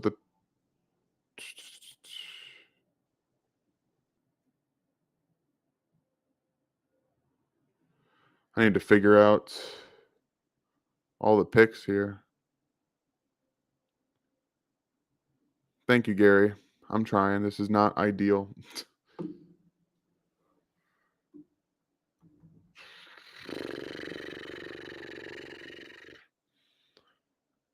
Dun, dun, dun, dun, dun, dun, dun. I need a big board to be able to follow along.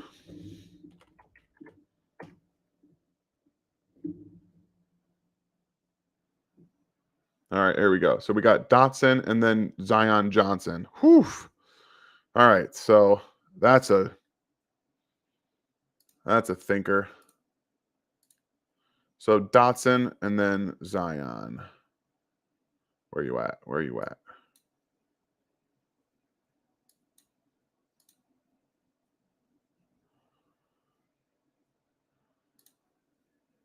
All right, those are the two first players off my board that were second round grades for me. So interesting. But let's go look over.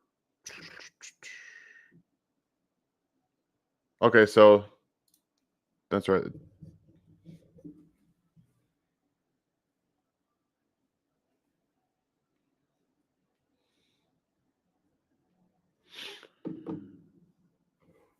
Whew.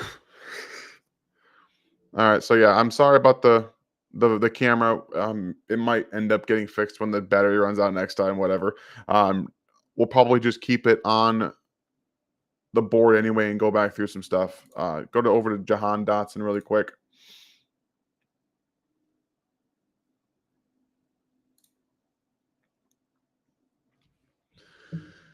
Whew.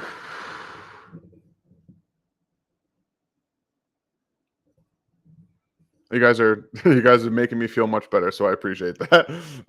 But my write up on Dotson, I do think he's a smooth route runner. I think a lot of his stuff has been overblown. But again, another player in this draft class, bit smaller, 178 pounds. He physicality does hurt his game. He has some issues, I think, with that aspect. He has loose hips. He has actually really really good hands and ball skills for his size. Something I didn't anticipate.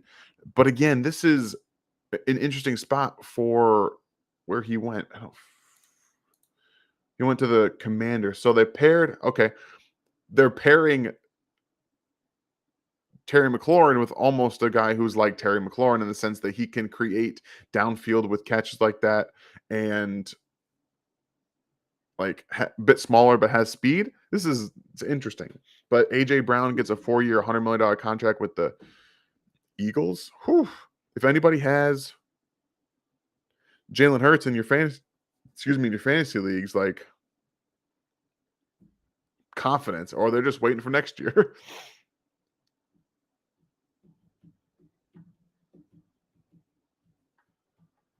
Whew.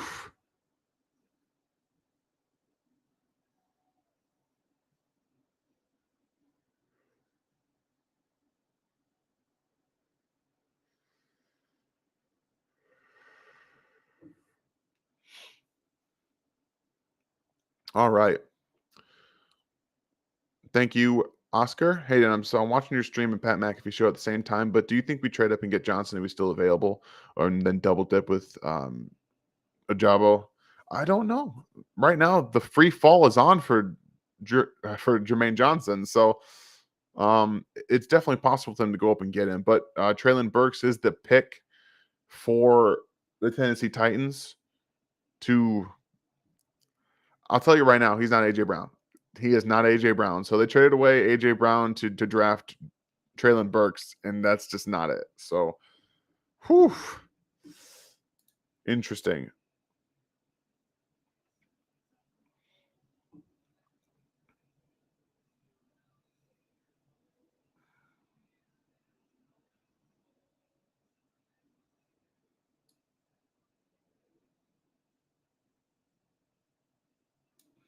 All right, so if you guys want to look at Ryan's board, he had 23 first round draft grades. That does not include Traylon Burks. He has a second round.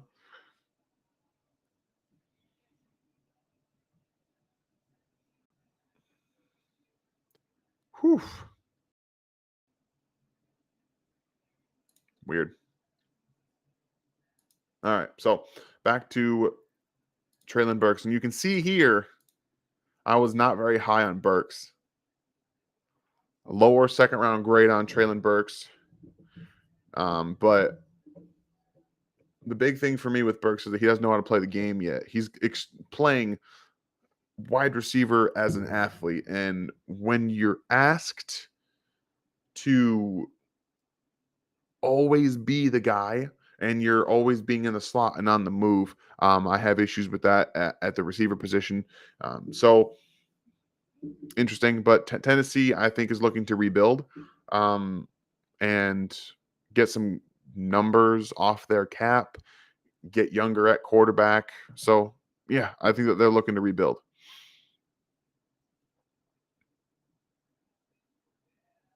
I don't think this is the draft anyone was expecting. Oh, yeah. Titans apparently in a little bit of cap trouble. Yeah.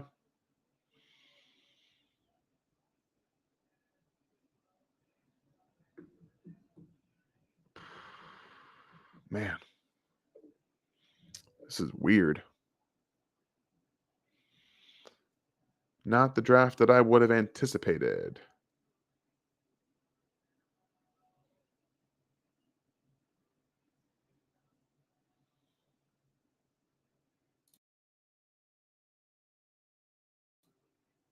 No, it's weird. I want to fix that, but I don't know how to do that right now. I'll have to fix it for tomorrow.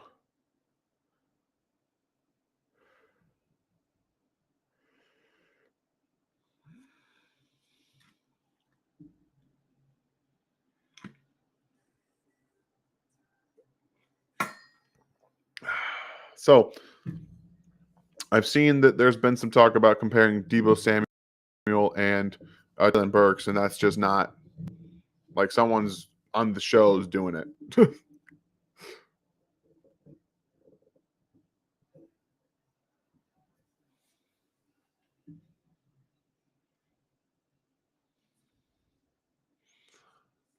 It's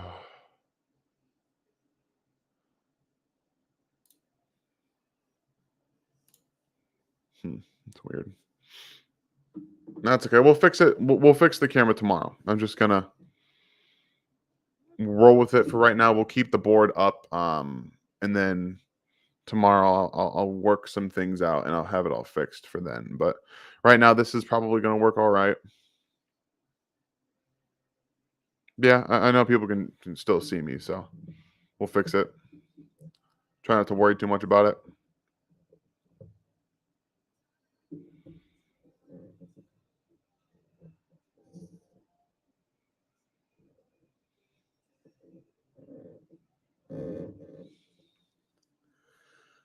All right.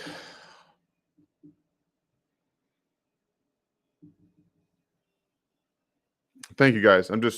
I'm more worried about the camera myself than anybody else, but it is what it is. But this draft has been absolutely nuts. Absolutely nuts.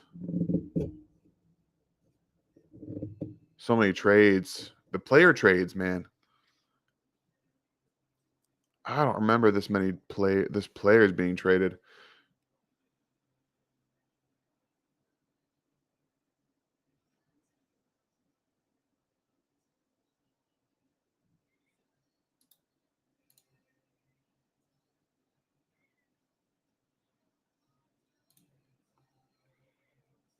Who are you taking, JJ or McDuffie first? I do love Trent McDuffie. I really do. But I'm probably taking JJ, and it's not really close. All right, so we got Penning to the Saints, huh?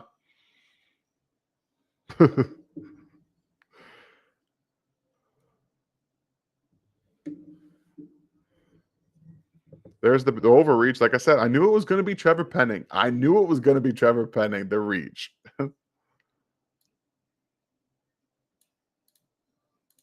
Now I know I have him here, but that's only because of his athletic ability.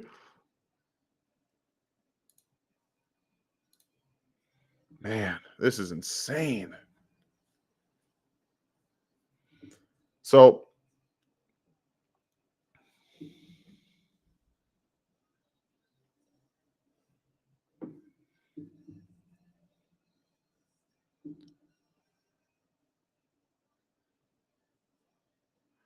I thought it was going to be to the I thought he was going to go to the Chargers, but it makes sense to the Saints too. The Saints need someone to replace tackle, so they lost last year.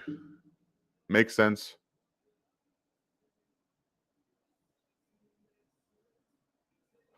All right. All right. Thank you for the question, Ross. What top 5 players do you think Casey could get at 29 and 30 you would be good with? So for me, Jermaine Johnson, David Ajabo, even though he's hurt. Even at this point, I think you might take a look at a Devin Lloyd, even though your linebackers are kind of set. Andrew Booth, I would be happy with Trent McDuffie, um, Lewis Steen, and Daxton Hill. So really a lot of defensive guys.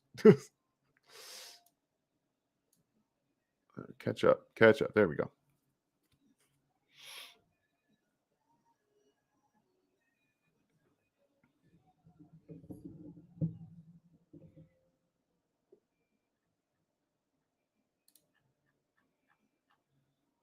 Yeah, I thought the Chiefs were going to be staying. I mean, the Chiefs were going to be moving, but looks like they're pretty comfortable with the way that this has played out. All right.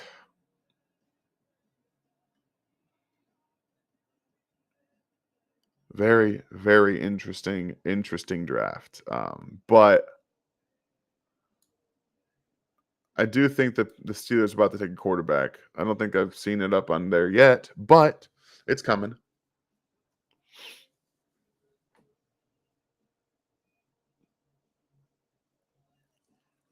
And as you can see, I don't have anybody that's ranked in the top 100. Ryan, on the other hand, does have Kenny Pickett as a first round quarterback on his board.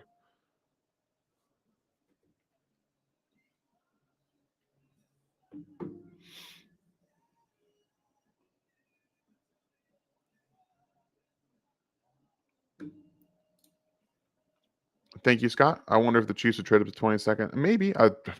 Right now, I don't know what they want to do, but they might just want to pick at 29 30 the way that it's playing out.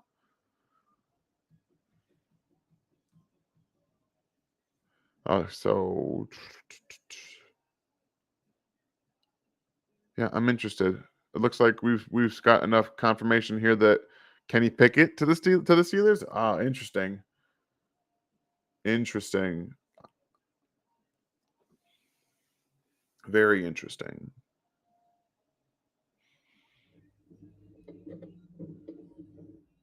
No, it's not that big a deal, info.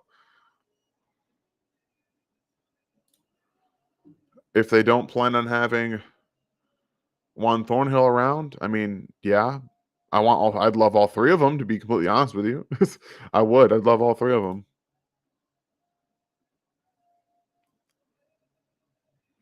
I'm not touching Christian Watson in the first round, guys, and I know that it's possible, but I'm not touching him. So we have Kenny Pickett.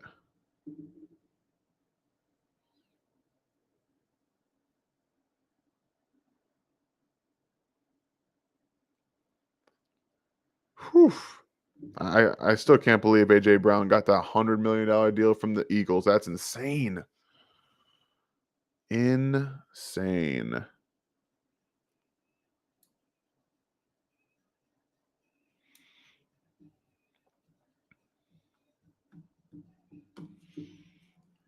Yeah, unfortunately, the way that this whole works with Twitter and different people watching different streams, it's never going to be the same for everybody.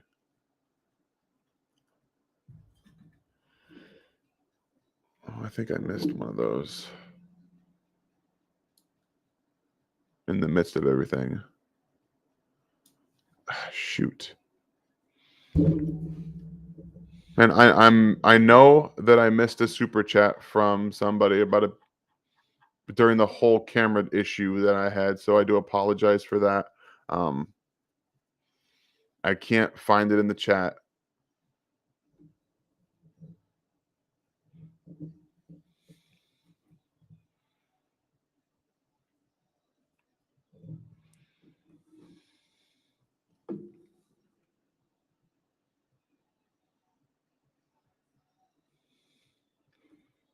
So I did see it. I just for a second before everything went to crap, but and I really am sorry that I missed it and couldn't put it up on the board. Jeez. How is this so far behind?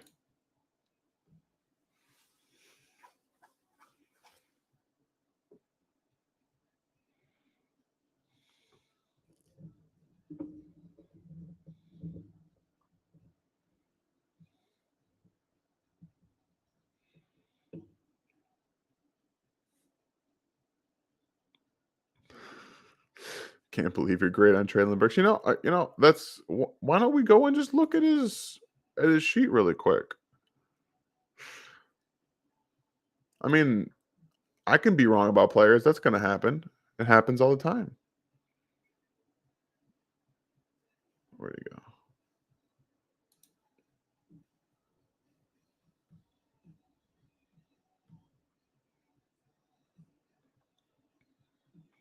So, for a guy his size, he has a lot of issues learning the routes. He doesn't know the routes. And the big thing for me that I have an issue with is that he was forced into the slot a lot and used as a swing player. He never really um, he took snaps on the outside, yes, but he was put in the slot a lot. He's going to be a big slot in the NFL, in my opinion, and that comes to not understanding how to create separation on your own, physicality bothering you, so they want to get you away from that aspect. So that's just how I see it. Can he get better at all those things? Of course he can, and that's definitely not an impossibility. Thank you very much, Tristan, for the super chat. Appreciate you. If you have a question, go ahead and ask it.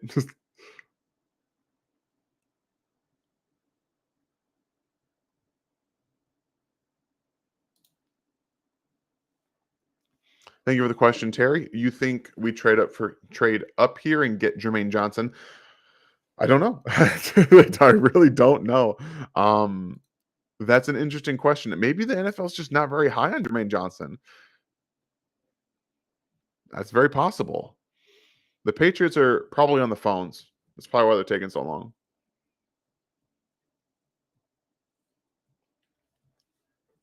If I had to guess, I'd say the Patriots are trading out.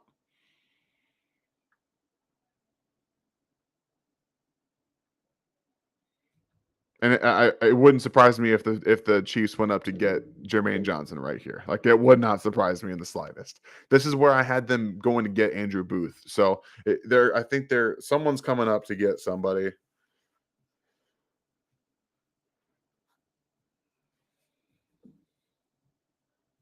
Yep, I was right.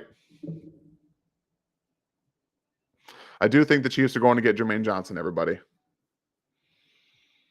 the Chiefs just traded up with the New England Patriots. Let's go. Here we go. Kansas City is on the clock. Thank you for the super chat, Rev. Johnson and Wyatt team with Jones would be nasty. Yeah, you're not wrong about that. Oh my gosh. Here we go, KC. This is where I thought they were going to go get somebody. If they draft Karloftis, I might lose it right now. I might have to wake my daughter up.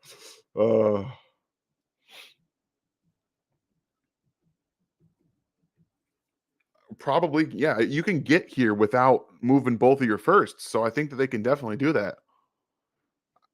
I think they probably gave up one of their third round picks right here. Drew, I think they gave up one of their thirds. I don't know it yet, but I would imagine it's 94. This is either Jermaine Johnson or it's Andrew Booth, in my opinion.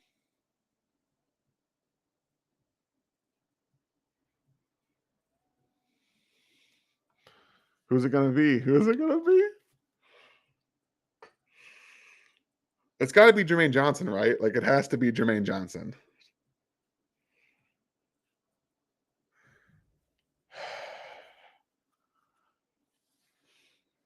All right, so they traded 29. I guess that makes sense.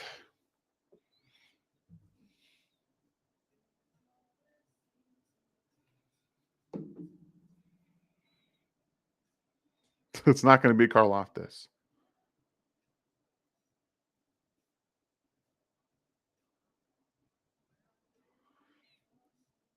I don't know who it's going to be, but I've got lots of conflicting reports in the chat. So we'll find out. I'm excited. The pick's in. We're just waiting on it.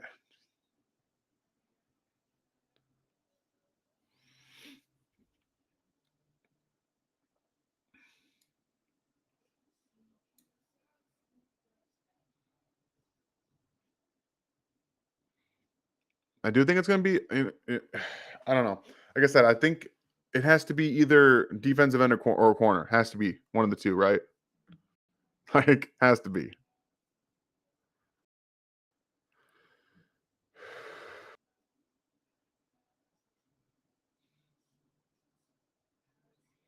Who is it gonna be?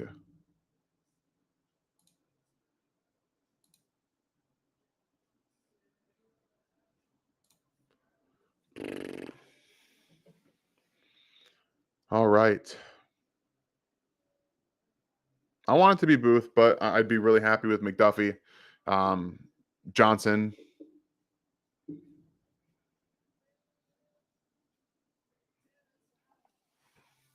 They're sitting here talking about Kenny Pickett, though, so they moved up for a fourth. Interesting. Nice. It's Trent McDuffie. It's Trent McDuffie. Wow. That's a little surprising.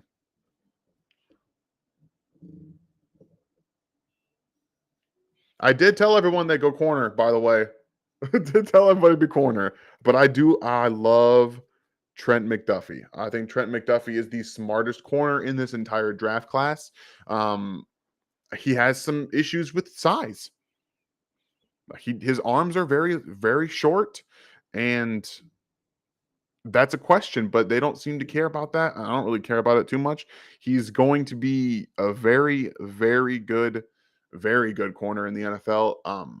I would have taken Booth over him, but no, McDuffie is a legit Washington corner, and Washington corners just continuously produce in the NFL. So I'm all good with that.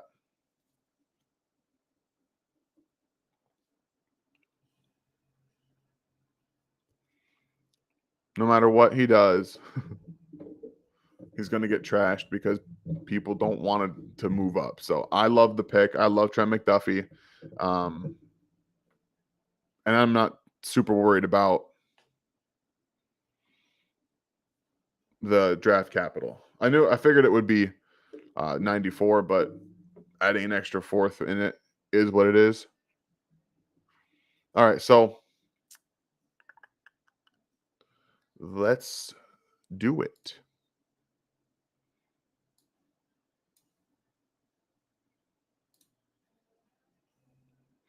All right, so we have Trent McDuffie.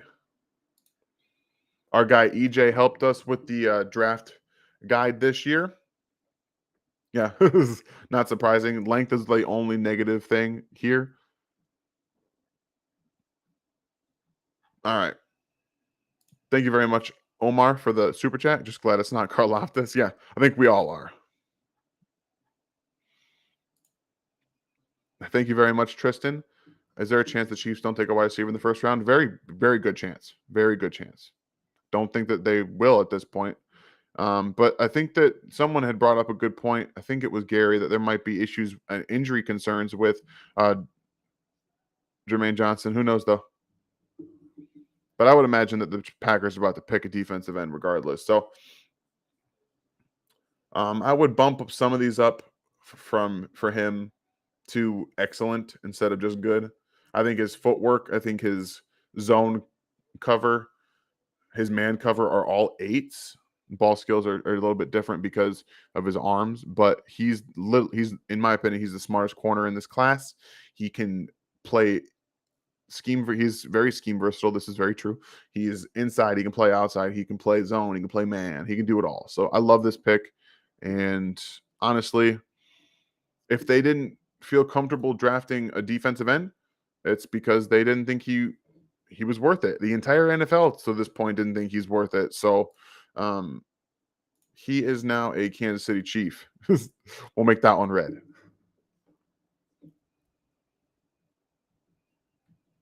I love it. So I mean, you can hate it all you want to. That's fine. Your own opinions. I like McDuffie a lot.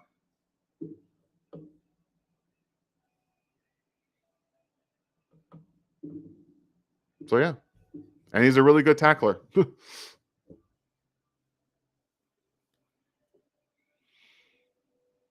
Typically, teams don't trade up and take players if they're not seeing that somebody else might take them. So there's a pretty good idea around them that someone before them was going to take him. So they went up to get him. I got no issues.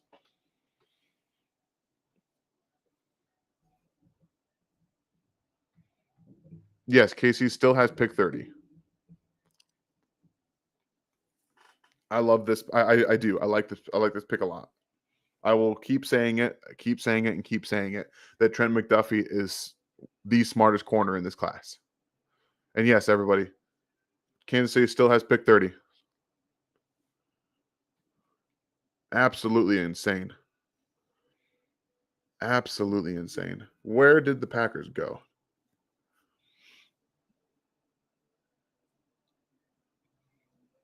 All right. So, Bradley, thank you for the question. Do you see McDuffie playing outside?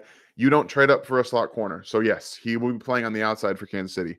There's no way that there's no way that he doesn't play on the outside.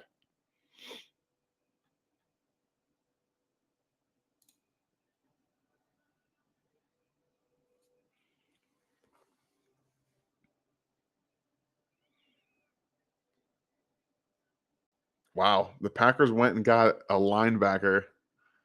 Whew. Quay Walker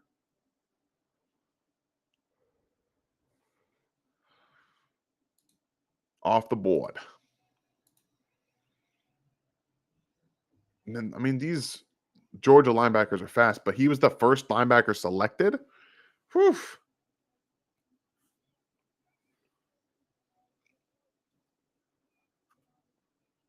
Yeah, that's the big thing, Jay Hatch, is that we've seen proof of this everywhere. They know how to play in the NFL. And the Chiefs don't trade up. I'm telling you right now, they don't trade up unless a team was going to get him. They wanted him. They went and got him. I'm not that worried about it. Poor Rodgers, yeah. Just continuously getting crapped on.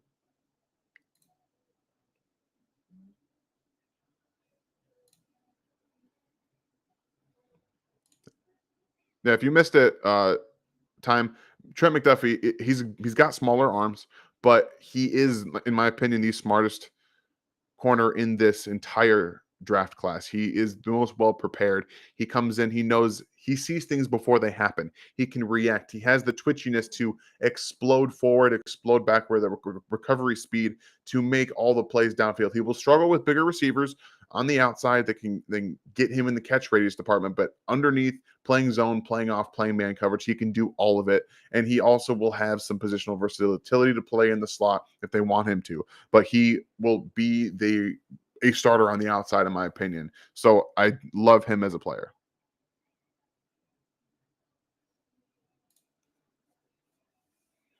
Thank you, William.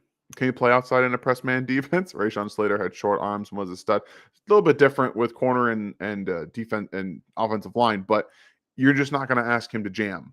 So there's no issues in terms of his arm length with jamming. They're just not going to ask him to jam very much. So yes, he can play outside in a press man defense. He doesn't have to press. He doesn't have to jam, and he has the short area athleticism to move with receivers, keep them in front of him, and most importantly, stay in phase downfield. Especially if they want to play some two high safeties, like the Chiefs really want to do with those three safeties, you can have him carry receivers down the field and help over top with safeties. So I do think it's all right. Again, thank you for the super chat.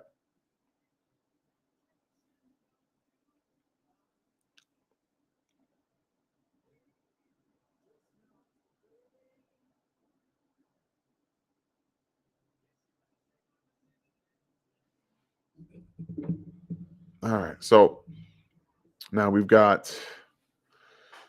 Whew. So Casey did go up. And then they had the pick for the Packers, which was Quay Walker, right? Yeah.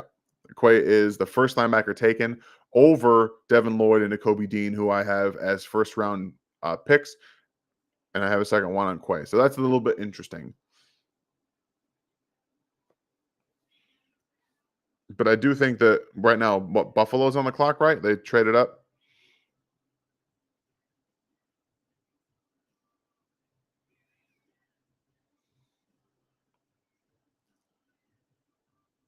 Whew, 1,000 at the live stream. Thank you guys. We're coming up on 32. So, Kansas City's got another pick coming up here. I wouldn't be surprised if they traded up again, to be honest, to get somebody they think has fallen. It wouldn't shock me in the slightest. So,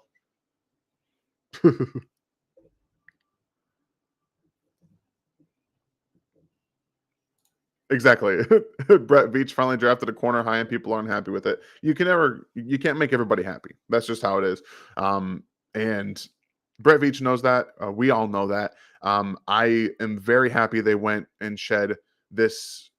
It's kind of shades of Marcus Peters. You know what I mean? They picked Marcus Peters at 22 when he was drafted. So and he was also at Washington. So they like what they see in him. They like the pedigree of Washington corners. Everyone really likes the pedigree of Washington corners. I really do. And I don't think this was a reach at all. I had Trent McDuffie mocked to the Minnesota Vikings at 12. So I think this is a perfect spot for him to get that far down and keep going. So I love it. A bandwagon Dallas Texan fan. Thank you for the super chat. I'm still rooting on Jabo at 30. In my opinion, there aren't really any receivers really worth it. So If Ojabo is there, yeah, bit of an injury concern, obviously, not going to be able to play this year. But Jermaine Johnson, if he's still there, he might have to come in and be able to play. So, I mean, there's edge now. There's going to be edge on the board. Yeah. Come on, y'all. Let's get some likes on there. A thousand people in the chat. Let's go. Let's go. That's awesome.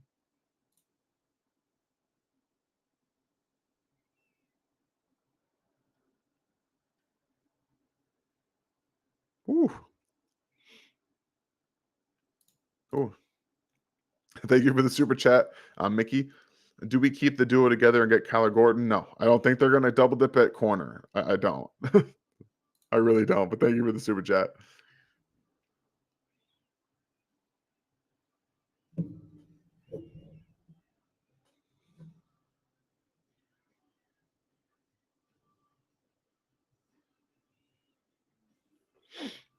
Yeah, I think if just I mean if Jermaine Johnson's still there at 30, you got to get him. So,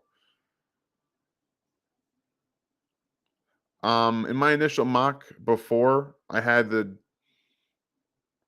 Bills taking Andrew Booth. So it wouldn't surprise me if this was a corner. Would not surprise me in the slightest.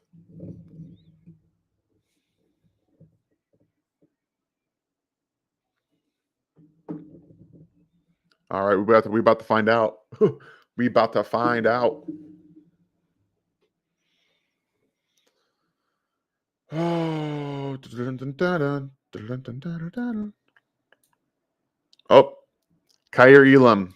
Interesting. Interesting. Not surprising at all. The type of defense that they play in Buffalo with that press man and having nobody outside of I just lost his name. I'm losing myself right now. Tre'Davious White, there it is. As soon as Tre'Davious White got hurt, they had nobody out there at corner. So this is a good pick. I think it's a good pick for them. You can pair him with Tre'Davious White and really have a really good 1-2 punch. He's a physical guy. Has some issues. Yes, thank you guys. I apologize.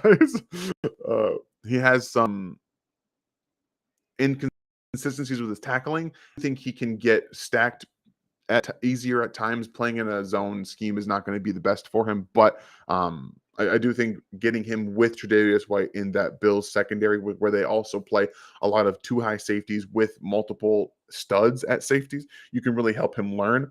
And really good ball tracker, good ball skills, and just a physical dude. I like him. I wouldn't, like I said, I wouldn't have picked him in the first round, but I understand the reach you need when there's clearly some medical concerns about Andrew Booth. He must be off a lot of people's boards. So that's a little interesting. I don't know. Honestly, Red Royce, I don't know what the issues are going on with Jermaine Johnson, but he's falling because a lot of people thought he was going top 10. I thought he was going top 10. He did not.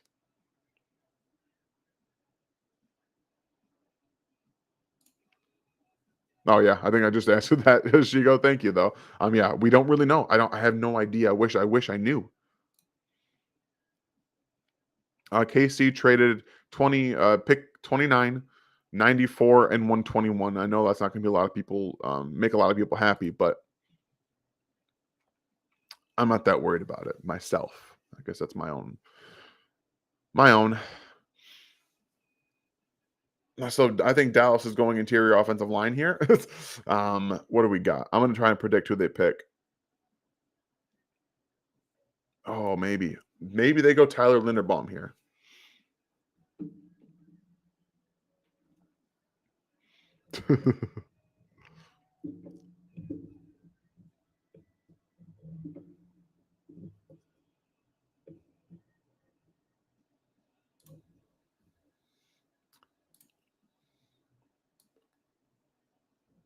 I mean, Ryan has Jermaine Johnson ranked as a first round player, so I'm not sure where you heard that.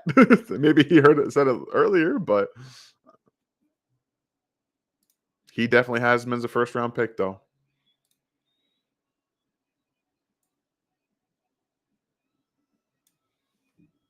Whew. Do you thank you for the question, Sansana. Do you think Juju is our number one receiver, or do we get someone after the draft? I think that they're going to draft a receiver. I also think that Marquez Valdez Scantling is going to have the Chiefs have a true number one wide receiver right now. They have Travis Kelsey, and that's going to be the number one receiver.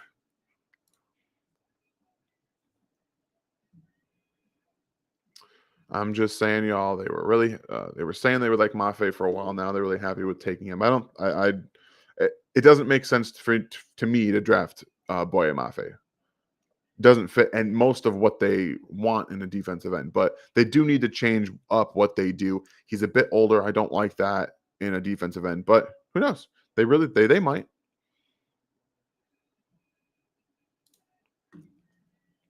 Thank you for the question, Brian. How do you value Casey's value trading 29.94 and 121 for Patriots 21, regardless of who they picked? Hard to tell. I'm sure they probably tried to get it for a little bit less, but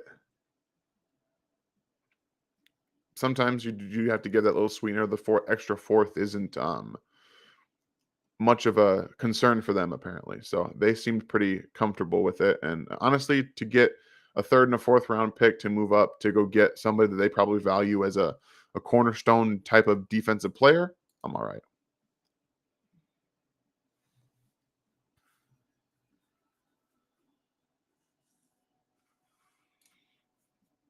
Thank you for the question, Brent. If Willis drops, you think someone trade up to 30 to grab him? I think somebody will be coming up to the end of the first round to get a quarterback. Whether it's Ritter, whether it's Willis, somebody will be definitely coming up. Sneaky Jack, thank you. Dan, how happy are you with Trent McDuffie? Honestly, Trent McDuffie is one of my guys. Like he's a very, very intelligent corner. I think that he can really be the type of a guy you can have a defense built around that understands NFL offenses at some point. Right? Maybe not next year immediately, but he's already one of the most well-studied corners in this entire draft class. He's going to be very, very smart, regardless of what happens. So I'm happy with it. I like him.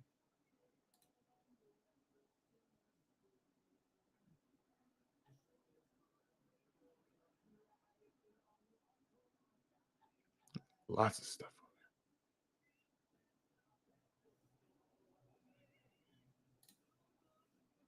All right, that's not what I meant. Thank you, Scuffed. Daxton Hill, Pickens, Jermaine Johnson or bust.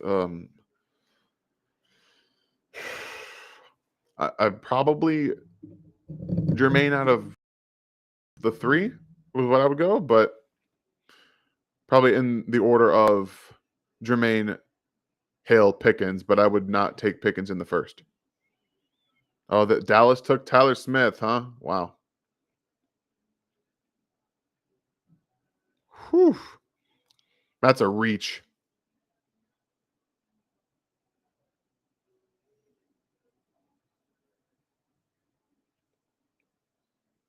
Wow.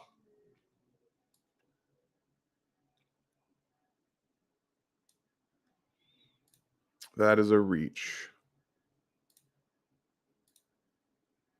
Wow.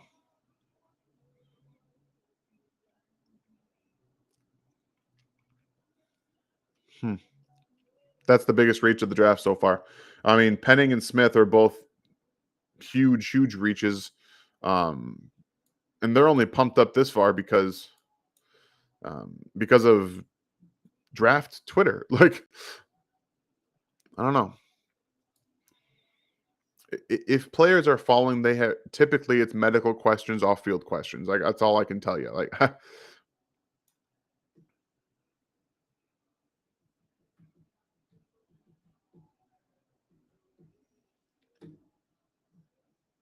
Jermaine Johnson has not been drafted. I don't think Booth's medicals are good. He's fallen and very, very far. So there's got to be some medical stuff happening there with both Booth and Jermaine. I don't know. It's interesting. I haven't heard anything before the draft. Nothing makes me happier than hearing the Cowgirls just had the biggest reach of the draft. Thanks, Dan. You made my day. Well, I do what I can.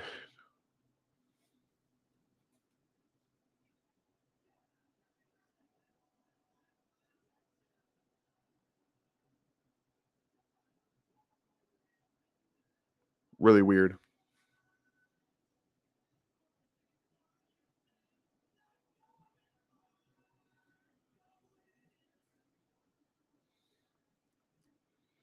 I don't even know if it's so much questions of it. I think that he's just got medical coming out. I don't know. It's really weird.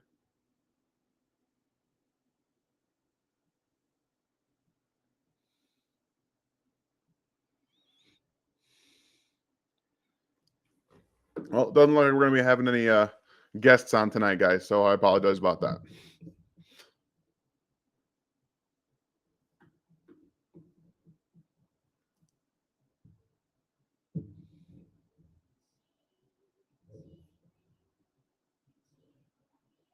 Alexa, skip.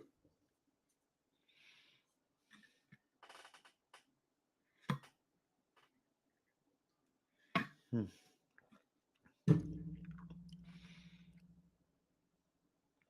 All right. Thank you for the question, Kevin. What happened to Mechie? For a while, I heard he was one of the top receivers. Yeah, I have a first round grade on John Mechie, but he's also coming back from an ACL injury. So he's going to get pushed down boards too. More than likely, he's going to be selected in the second round. And hopefully, it's Kansas City.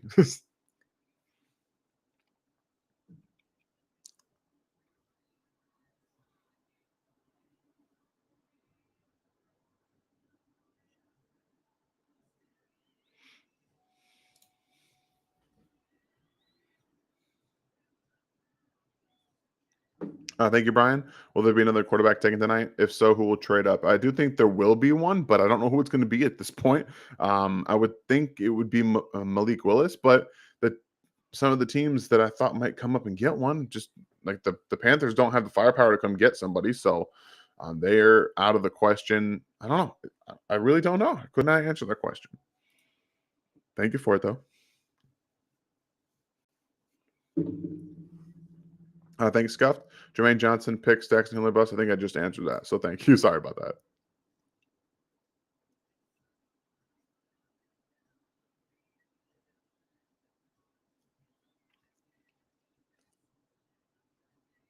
Why would you be worried about Alec Pierce at 30, Avery? The, the third round pick. That will get me to rage quit.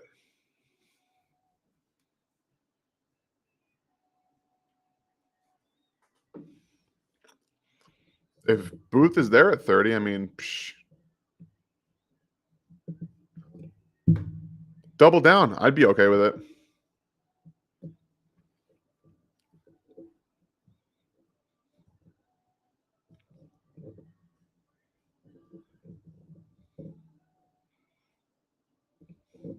I'm hoping that, the Chiefs use L'Jarius Sneed and McDuffie on the outside, but it's hard to tell right now. I'm interested to see if they take another corner that has size, then that might mean something different.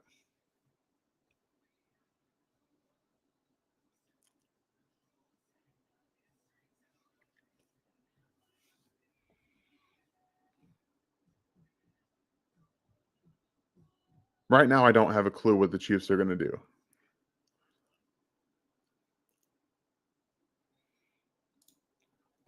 All right. So thank you, Soka. This McDuffie pick going to be CH all over again? Now, CAH Clyde was a what the Chiefs called a luxury pick. They didn't feel that they had any needs, and that didn't work out for him. He's definitely a very good player, and at a position of desperate need. So no, I don't believe so.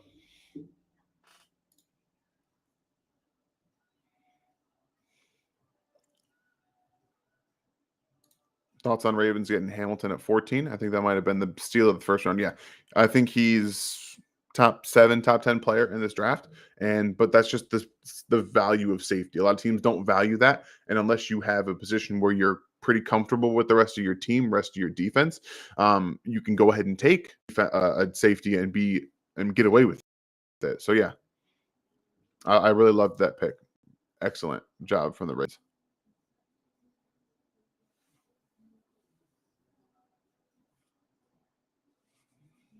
Ravens pick is finally in.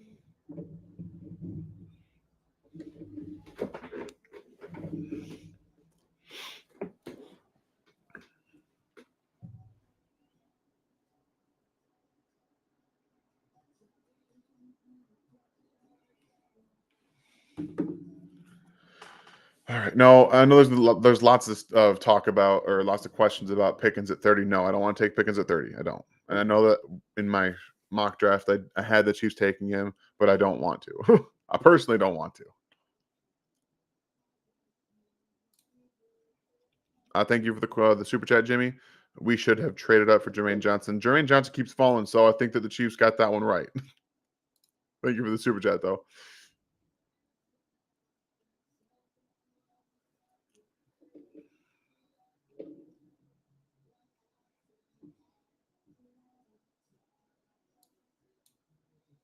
My bad, guys. I'm losing track of what I'm doing sometimes with the boards.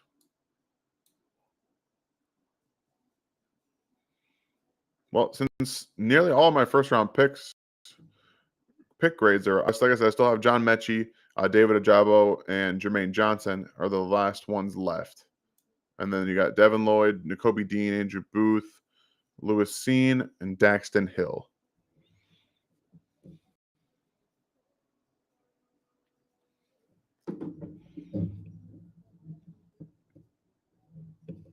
All right, so Tyler Linderbaum off the board, which interesting. I get it. Another short-armed player.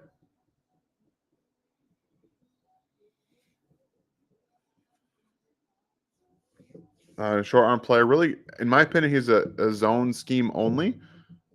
But I know that the Ravens have other questions about that. He's clearly a very athletic guy, so they're probably going to try to use him a lot and getting him out on the move. A very smart player at the center position, but he's only going to play center. He's not going to be able to switch out to guard.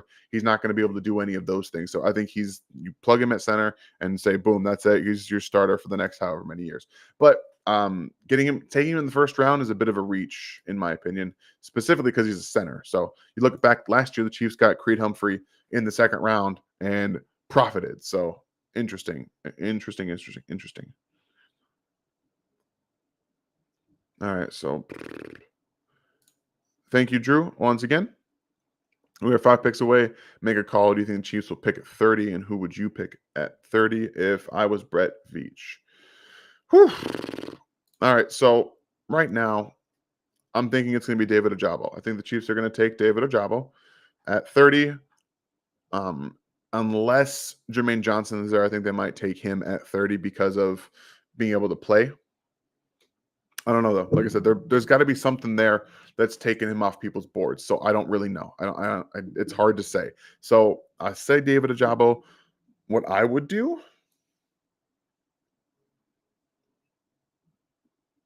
I would take David Ajabo. That's what I would do. I don't know. It's tough. There's not many people on this draft board that I want to take right now in the first round.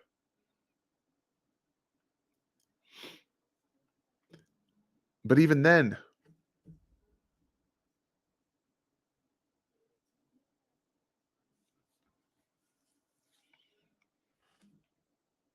okay, so there's the fall. The fall finally ends for Jermaine Johnson, which I had him going to the Jets. I just didn't have him going this late.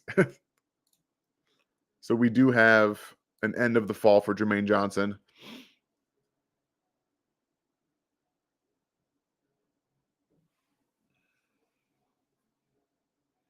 But yeah, the New York Jets have now traded back into the first round and have 3 first round picks, and with those guys being, you know,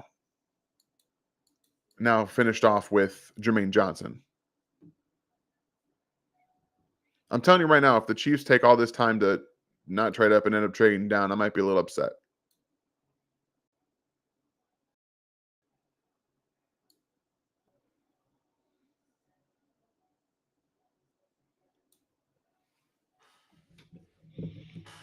Yeah, Jermaine Johnson finally gets drafted.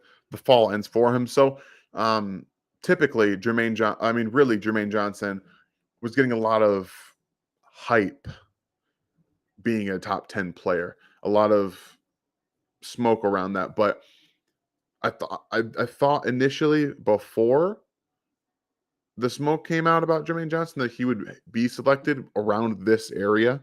Um, because you leave Georgia, you go to Florida State, you have some production, but you don't always get to the quarterback. You don't finish a lot of your pressures, and still, I mean, he's a good run defender, but he's still got a lot of work to do in learning the game. So it made sense that he would have gone in the first round about this area, but the top 10 stuff I didn't believe until I saw it from a lot of different places. So that was just um, my own problem.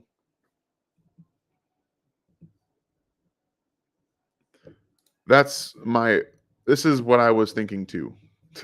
But I think that I do think McDuffie was going before Kansas City picked. I really do. So I think he would have been gone, or they don't trade up. That's really just how it works. I wouldn't be super mad about Sky Moore. I'm a little bit lower on him than a lot of people. I wouldn't take him in the first round. But yeah, the Jets have done a great job with this draft, in my opinion. I I really think so.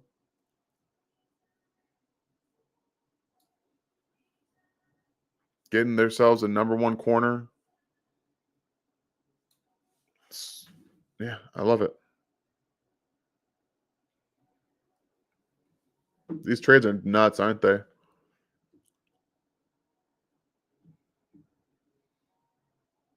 Yeah, I think I'm still pulling for it too. I think he's a great fit for the offense, but hard to predict. Hard to predict the draft.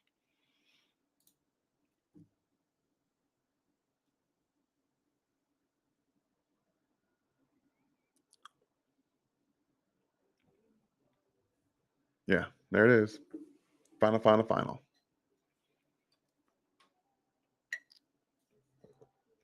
Who's the dude in the pink suit? I think that's N'Kobe Dean.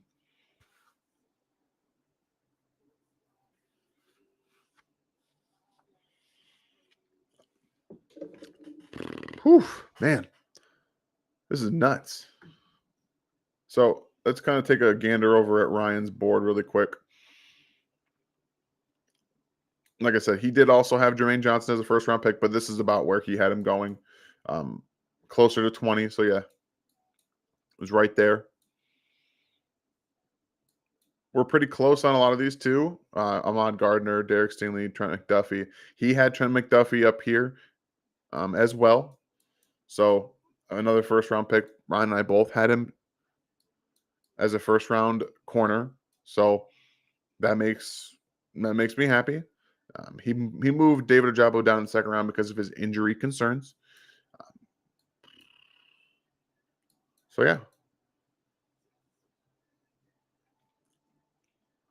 The reason I want to take David Ojabo in the first round is because you get him an extra year in Kansas City. You lose that if you take him in the second round, and I think that's it makes more sense to take him and let that fifth year option help him get healthy and get him longer in Kansas City. You can sit him that first year and really figure it out. But that's my own thing.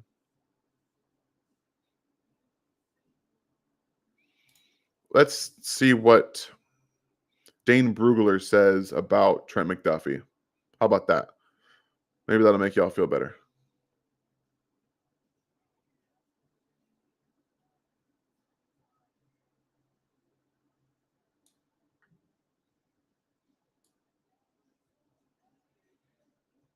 Oh, look at that.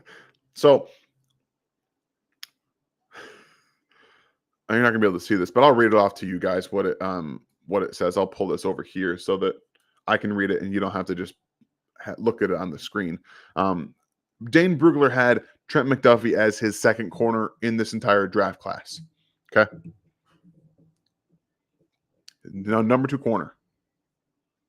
So above average athleticism anticipation. The anticipation goes back to his intelligence in seeing what's happening. Explosive in his click and close. That's very true. Balance, back pedal, and footwork on the top of his routes. Quick and patient in his transitions and doesn't panic. These are all things. Not really care what Prisco says about anything. Fundamentally focused on the Huskies scheme has him well prepared for the NFL life. Another big thing that NFL teams value is that Washington prepares these corners. They do it very, very well. That's why you see them consistently come into the NFL and produce. They know what they're doing. They've seen it. They know, okay? It's real. Stuff is real. He's a controlled tackler with plus competitive toughness, energetic motor, and makes tackles from the opposite side of where he started. And he also is a punt returner. Just saying. So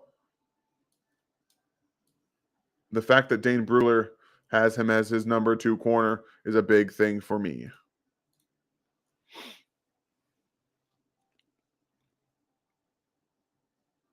All right. I know I've missed some questions, guys. I know. I'm sorry. I'm going back. Potential for McDuffie to be what Matthew brought. I mean, they play 2 different positions. So while I guess I understand the thought process, he's going to be a little bit more just on the outside. He can contribute in the run game and tackle well, but he's not going to be like flying around like you see Matthew was doing. Thank you, Derek. Would you double dip at cornerback if Booth is there at 30? I would think about it. No, I don't have Wyatt as a first round draft pick.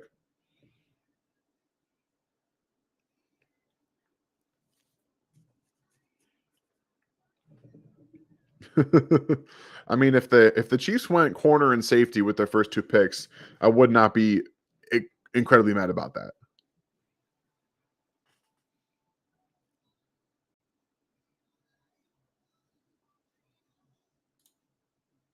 Like, thank you, Scott. Dan, who's your pick for who's left? Who would I pick out of the players that are left? I would go Booth, Jabo, Hill. That's about it.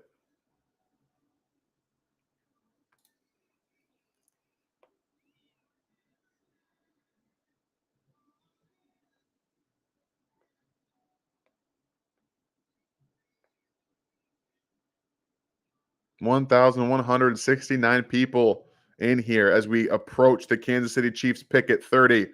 Show some love. Hit that like button and the sub and the bell notification if you're new. Sub to the channel. Cool. Thank you, Jonathan. Would you mind if they took Mechie at 30? A little bit. And that's not because I don't have a first round grade on him. It's more about the injury. And I think that you can get him in the 50.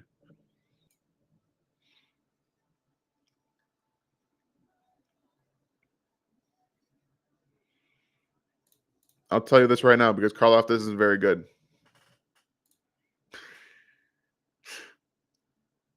Yeah, nobody was expecting the Brown trade. But how's it going, Galactic? How you doing, man? I have not seen you anywhere on Twitter. I miss you. 1,200 plus. Woo! You're going crazy in here.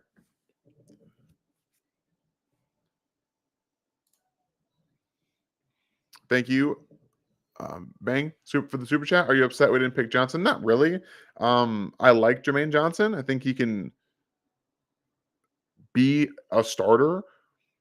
To me, it speaks more about where the Chiefs think the drop off is at edge in this draft, where they can get an edge at 50, and where they think the drop off at corner is at 50. That's what I'm looking at.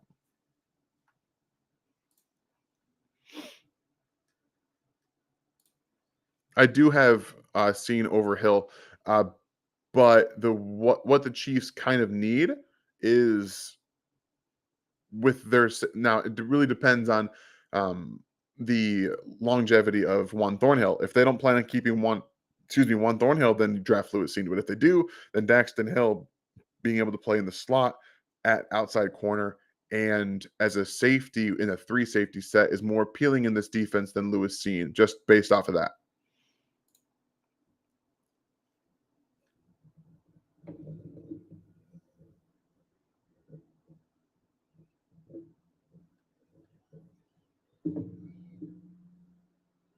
Oof. Booth pleading. Thing fallen. Thank you, Metal Rocker. Hey, Dan, do you think there's a chance they could go with Drake London at Drake Jackson at 30? Uh, no, I don't. I don't think there's a chance. Okay, I won't say that there's no chance. It's Brett Veach. There's always a chance, but I'm very, very, very low on it. Always recognize you, man. Nope. I always remember that.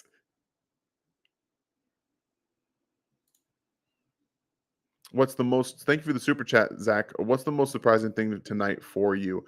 It's AJ Brown getting traded and getting $100 million contract. No contest. Thank you for the super chat.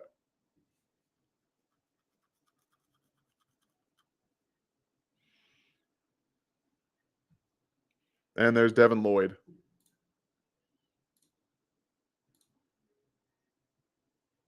This board is not Chiefs specific. Anyone that's wondering. Different situations present different arguments.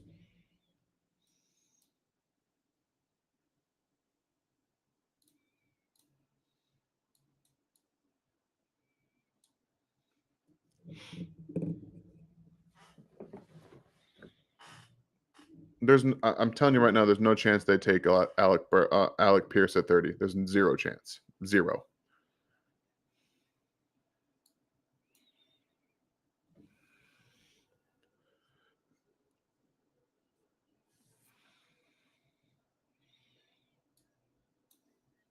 So where did Ryan have? Where was linebacker? Devin Lloyd was the only linebacker that Ryan had as a first round linebacker. So that makes sense.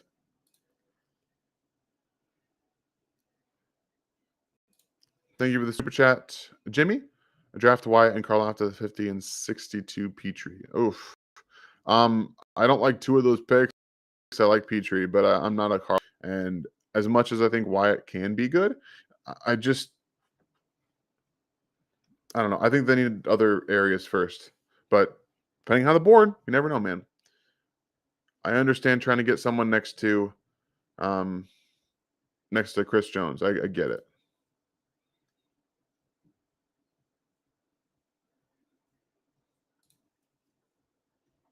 Thank you. Aldo, is Karloftis a Spags guy per definition? Kind of. He's big, he's long, he's strong, and he's extremely linear. He goes upfield. That's pretty much it.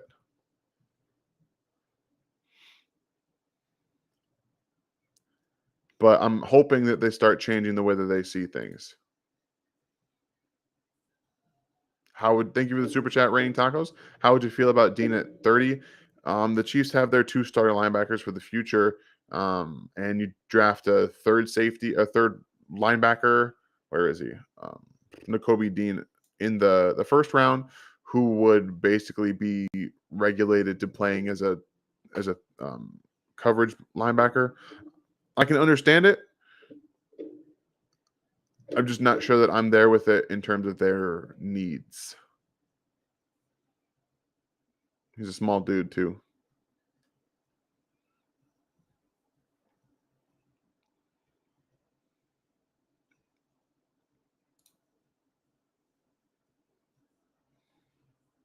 Thank you for the question, Time. Who are the most likely picks at 30 or a trade down? Right now, the most likely picks? I mean, I think Mafe, Ojabo. I still think Ebiketie is a possibility. Cam Thomas, Karloftis is also an option. They might reach for someone. I think they might trade down. I don't necessarily think they're going to double dip at corner, but I think Sky Moore, George Pickens are also in the options. I don't rule out Devontae Wyatt for the Chiefs just based off their need to get some pass rush on the inside. I personally myself wouldn't do it in the first, but again, it's different.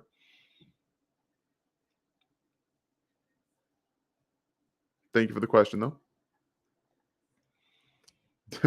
Who would I pick at 30 with this board? I would pick David Ojabo. I know people don't like it because he's injured and won't play year one, but I would take him. I would still probably take Andrew Booth.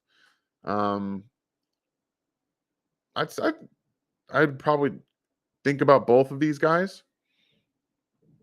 But safety is going to start falling down, and I would probably wait until the second round to get a safety.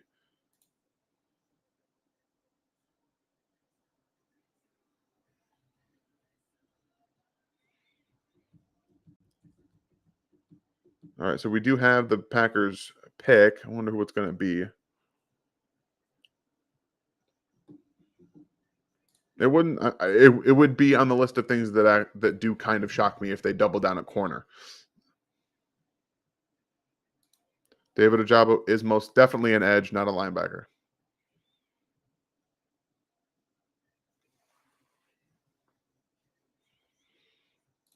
In the first round, no.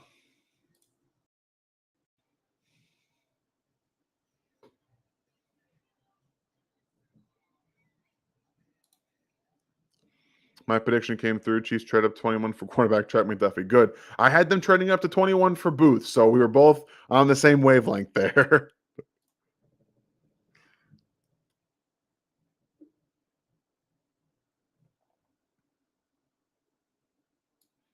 I know Ryan's a bit higher on Devontae Wyatt than I am, if I'm not wrong. Yeah, he's got Wyatt as a first round pick over Jordan Davis. So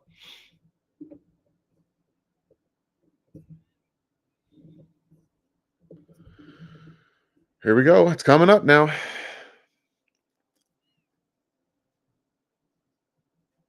Booth's foot is a legit problem. So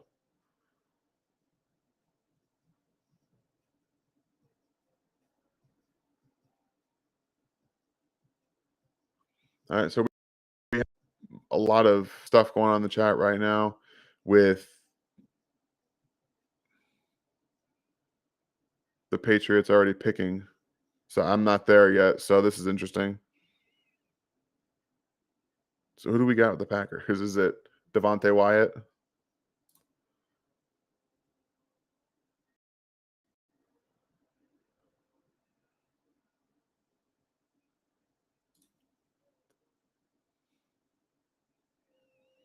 Yeah, they're already moving up to the Chiefs pick. So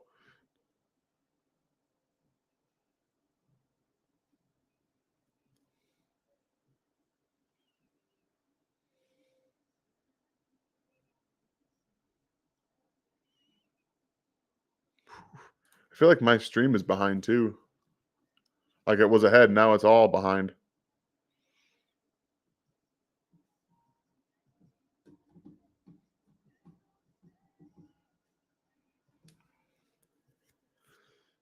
Yeah, I still haven't even seen the Packers pick yet on my thing. So I'm just trying to like.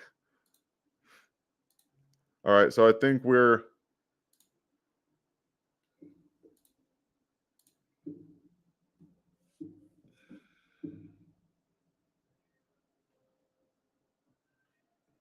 Okay, well, it is Devontae Wyatt.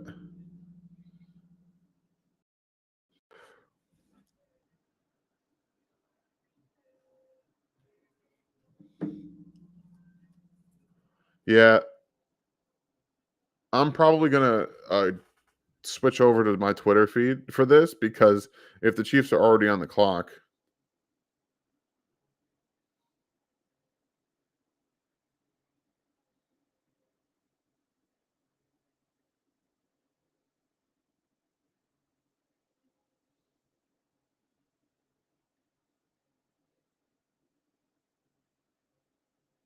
whew. All right, so all right. All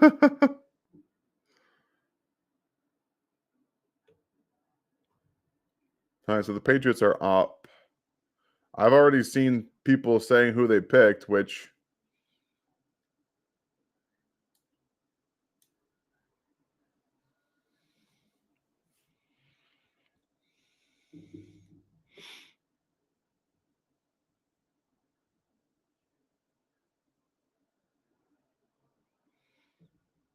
I don't understand. The Patriots. The Patriots took Cole Strange. Is that legit? Wow. Wow. I had no I oof. Now we have gotten to the biggest reach of the draft. Cole Strange I had as a third round player. A third round player.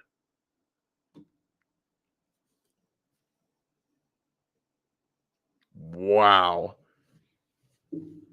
See, and I'm seeing that they have. So like I'm trying to stay away from the ABC one now because it's um really, really behind. So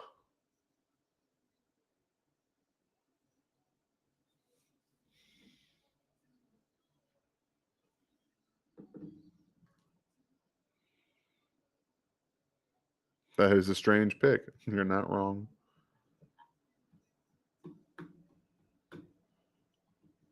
Wow. That's a big reach.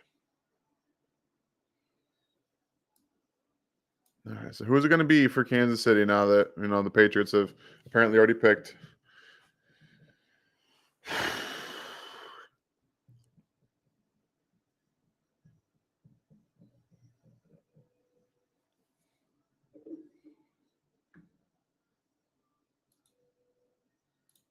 Yeah, I understand. I understand.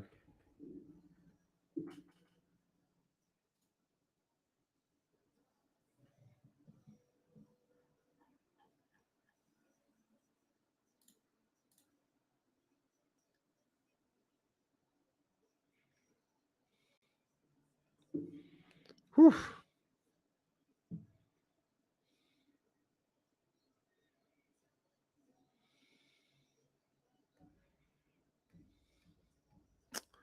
Yeah, I thought that was going to happen.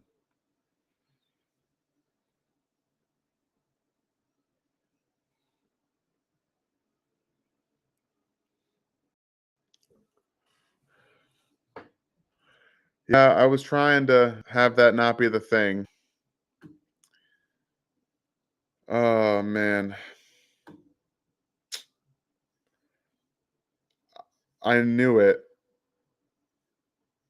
Fenton's already. I mean, McDuffie's already passed Fenton on the depth chart, in my opinion.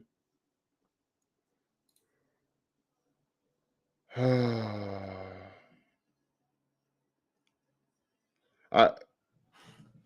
guys, I know nobody wanted George Karloftis. I didn't want George Karloftis either.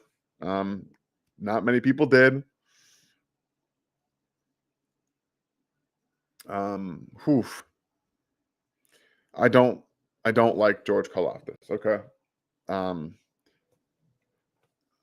uh, but this is exactly Spags' thing. Big, strong. He's got short arms too. So I don't get it. Like I don't get it. Oh, first step explosion, I guess.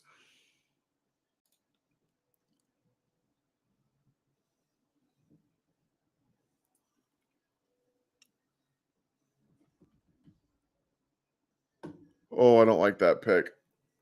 Oh, I don't like it. Oh, okay. Well, whew, that's tough. That's tough. George Karloftis is a Spags guy, except the thing about him is that he doesn't have long arms. He doesn't. He doesn't have long arms, so he doesn't really fit what they want to do. He can't. Doesn't have any um, athletic ability outside of upfield. He can get upfield pretty okay. He can't really do much outside and inside. His feet don't really move that way. So there's some issues there with his athletic ability. I know he tested okay. He tested better than okay actually, but it doesn't show on tape. And yeah, he's a strong guy. He's going to come in as a legit run defender in the NFL. Um, he's going to be your starting defensive end outside of Frank Clark. So it's this is a reach for me. George Karloftis, I have as you can see a second round pick. Um, Ryan also has George Karloftis edging towards the end of the second round. as a prospect, or more about the halfway of the second. So, but this is what we've been kind of telling you for a while with George being a Spags dude. Um, you can tell I'm really kind of detested about this. I don't like him, and I'm a little peeved, but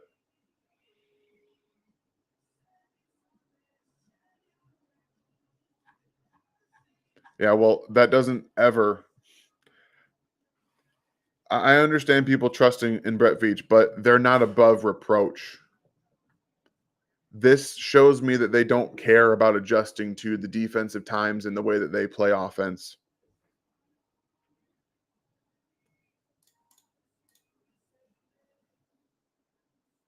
Where am I at here?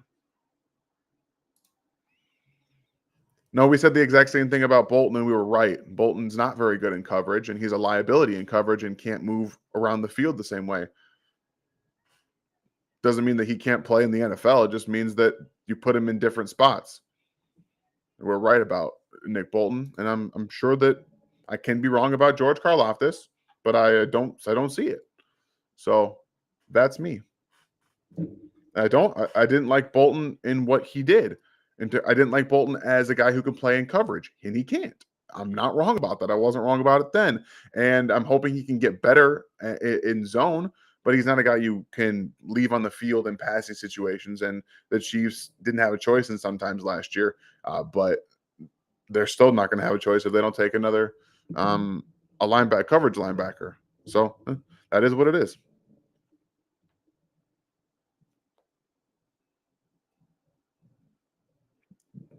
Because it's a stats based award. This is not untrue. Like this is not untrue. My evaluation of George Karloftis is what it is, and I wouldn't have taken him in the first, but this is exactly about what This is what Steve Spagnuolo wants. I think they're behind the times. Big, un sideline to sideline athletic defensive ends that can't create very much on their own are behind the times. So I'm hoping that he can develop. Obviously, he hasn't played football very long coming out of Greece, and there's always room for the mental side of his game with his hands to get better. But my issue with his arms is that he can't really use it to long arm, and he's going to have some issues at edge in the NFL with his shorter arms. That's just a fact.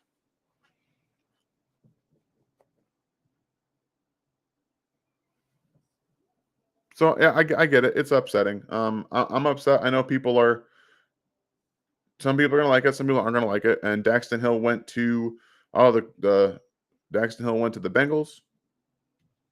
Yeah, honestly, it's not unimpossible. It's not outside of the realm of possibilities. You know, these these guys that play outside of America, they come back in here, they figure it out in different ways. So he definitely could do that. I'm not predicting it's going to happen, but yeah, Karloftis is what it is.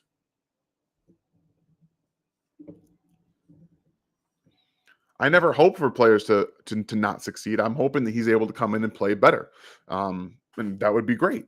It'd be great. But again, just going back to the board, Ryan's board too. We just didn't have him in the first, and what I saw on film didn't really pop for me. So that's my own thing. And like I said, Daxton Hill did go to the Bengals at 31. I think I think round two starts in a round, or excuse me, an hour earlier tomorrow. I'm not sure. Whew. Yes, we will have some film at some point. Ryan and I are both going to alternate weeks off after the draft so that we can take some time to recuperate. But we will have film out for both of these guys, Trent McDuffie and George Karloftis, relatively soon.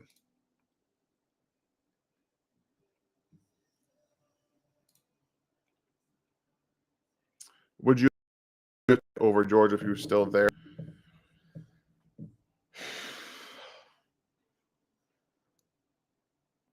That's a good question. I don't know. I think that Wyatt's a better player in terms of his what he brings to the defensive line. Um, but there is something to be said to come into the NFL as a legitimate run defender in this defense specifically. We know that Steve Spagnuolo wants to run this type of scheme where he has the big defensive ends and he has the strong guys that can collapse the pocket. So Karloftis will come in and be a sound run defender in year one, like day one. That will happen. He is going to be able to do that, and there's some value in that. And I think the Chiefs saw that also with possible upside. So who knows? I don't know. That's what they do. This is we like I said, for the last couple of weeks, we've been kind of saying that there's a really good chance that the Chiefs just take Karloftis anyway.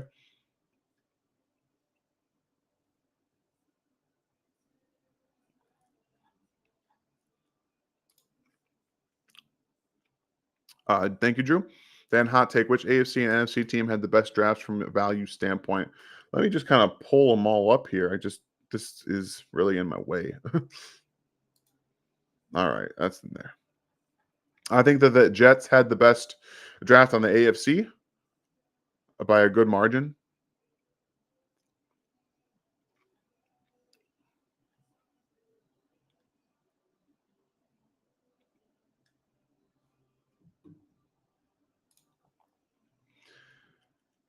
I didn't miss on Bolton, everybody. Bolton is exactly what Ryan and I both thought he was. Would I have taken him in the second? No, but it turned out just fine. He still is a downhill player that plays well against the run and down and running downhill. Like that's what it is. I didn't miss. I understand the concept. He played better than I expected him to in year one, but he is still exactly what I thought he was. NFC. I think honestly maybe the Lions, they traded back up too. They got Jameson Williams. The Lions had a good first day.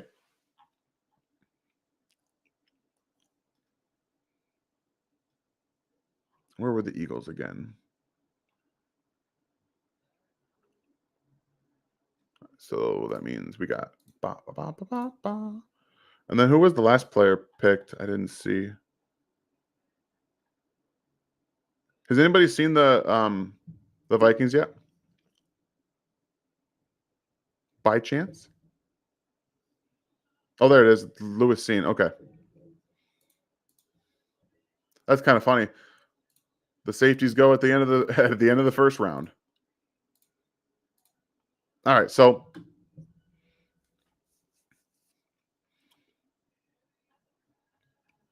just to recap, the Chiefs picked Trent McDuffie with the what was it, the 22nd pick? No, 21st pick in the draft. They traded up from 29 to get Trent McDuffie, and then they stayed at 30 and drafted George Karloftis. These guys are both going to start year one for Kansas City. I think that Trent McDuffie can play on the outside. He's going to also bring you some inside versatility, so you have a starter there next to L'Jarius Sneed and or Rashad Fenton, depending on how they want to go. Then they stay at 30. They draft George Karloftis, who's going to be a starter day one as a run first defensive guy who's going to have some upside on the in the pass rush department. Still more of a guy who collapses the pocket now and wins around the outside with his strength. And that's basically what his game is built around right now.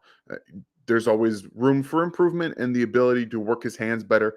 The length is going to be an issue regardless for him with bigger, long-armed offensive tackles. So I'm hoping for improvement in the department and get your hands right, and you kind of figure that out.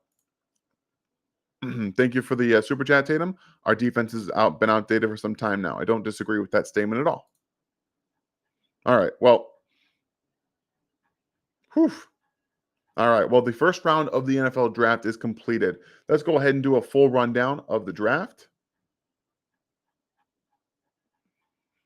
Start off with Trayvon Walker to the Jaguars. Lions pick Aiden Hutchinson. Two things we already knew. Derek Stingley Jr. goes to the Houston Texans at the third pick. Ahmad Gardner, Sauce Gardner, 4 to the Jets. Kayvon Thibodeau to the New York Giants. Ike Ekwonu goes to the Panthers. Evan Neal to the New York Giants at number 7. Drake London, a kind of a surprise pick at number 8. Charles Cross at number 9 to the Seahawks. Garrett Wilson, number 10 to the Jets. Chris Olave, number 11 to the Washington Commanders. Jameson Williams, the Lions go up to get him at 12. Jordan Davis, number 13 to the Eagles. Excuse me. Kyle Hamilton, pick 14 to the Baltimore Ravens. Kenyon Green to the Houston Texans. Jahan Dotson to the Washington Commanders. Oh, that's what I said wrong. My bad. Did I already say Washington? I don't know. Either way. Zion Johnson to the Los Angeles Chargers. Traylon Burks to the Tennessee Titans. Trevor Penning to the Saints. Kenny Pickett to the Pittsburgh Steelers at pick 20. McDuffie, like I said, to the Chiefs at 21. Quay Walker, linebacker, to the Green Bay Packers at 22. Kyer Elam to 23 to the Buffalo Bills. Tyler Smith, 24 to the Dallas Cowboys. Tyler Linderbaum, 25 to the Baltimore Ravens. Jets trade back up to get Jermaine Johnson at 26. Devin Lloyd goes to the Jaguars at 27. Devin Lloyd, the pick at 28 for the Packers. Patriots pick Cole Strange at 29. George Karloftis to the Chiefs at 30.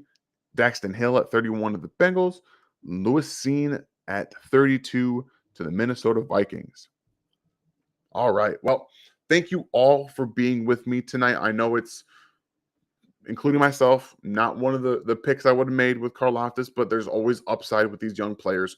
You never know what they're going to be at. Just because I evaluated him as a second-round player and don't particularly like him doesn't mean he can't get better. Like that's always a possibility, and he can be better than he was at college. So just kind of stick with it and see how it works. The Chiefs still have 2 picks tomorrow, and second round they still have a third round pick. So they got 3 picks tomorrow. We will be back tomorrow for the second and third round for Kansas City. We'll do everything we can here, and this was a 3-hour draft. We still have 1,000 people in here. Appreciate you all so much for being here. Again, I will be in tomorrow night to do the same thing for day 2. Oof. A lot of you were in here with me all night, and I appreciate the support. Yeah. Just kind of let it sit with you overnight for a little bit, see how you feel in the morning. We'll all have a little bit easier time dealing with it when we've slept on it and wake up in a better mood. So thank you guys again so much. I'll see you tomorrow, and try to get some rest. Try to get some rest and have a good night, everybody.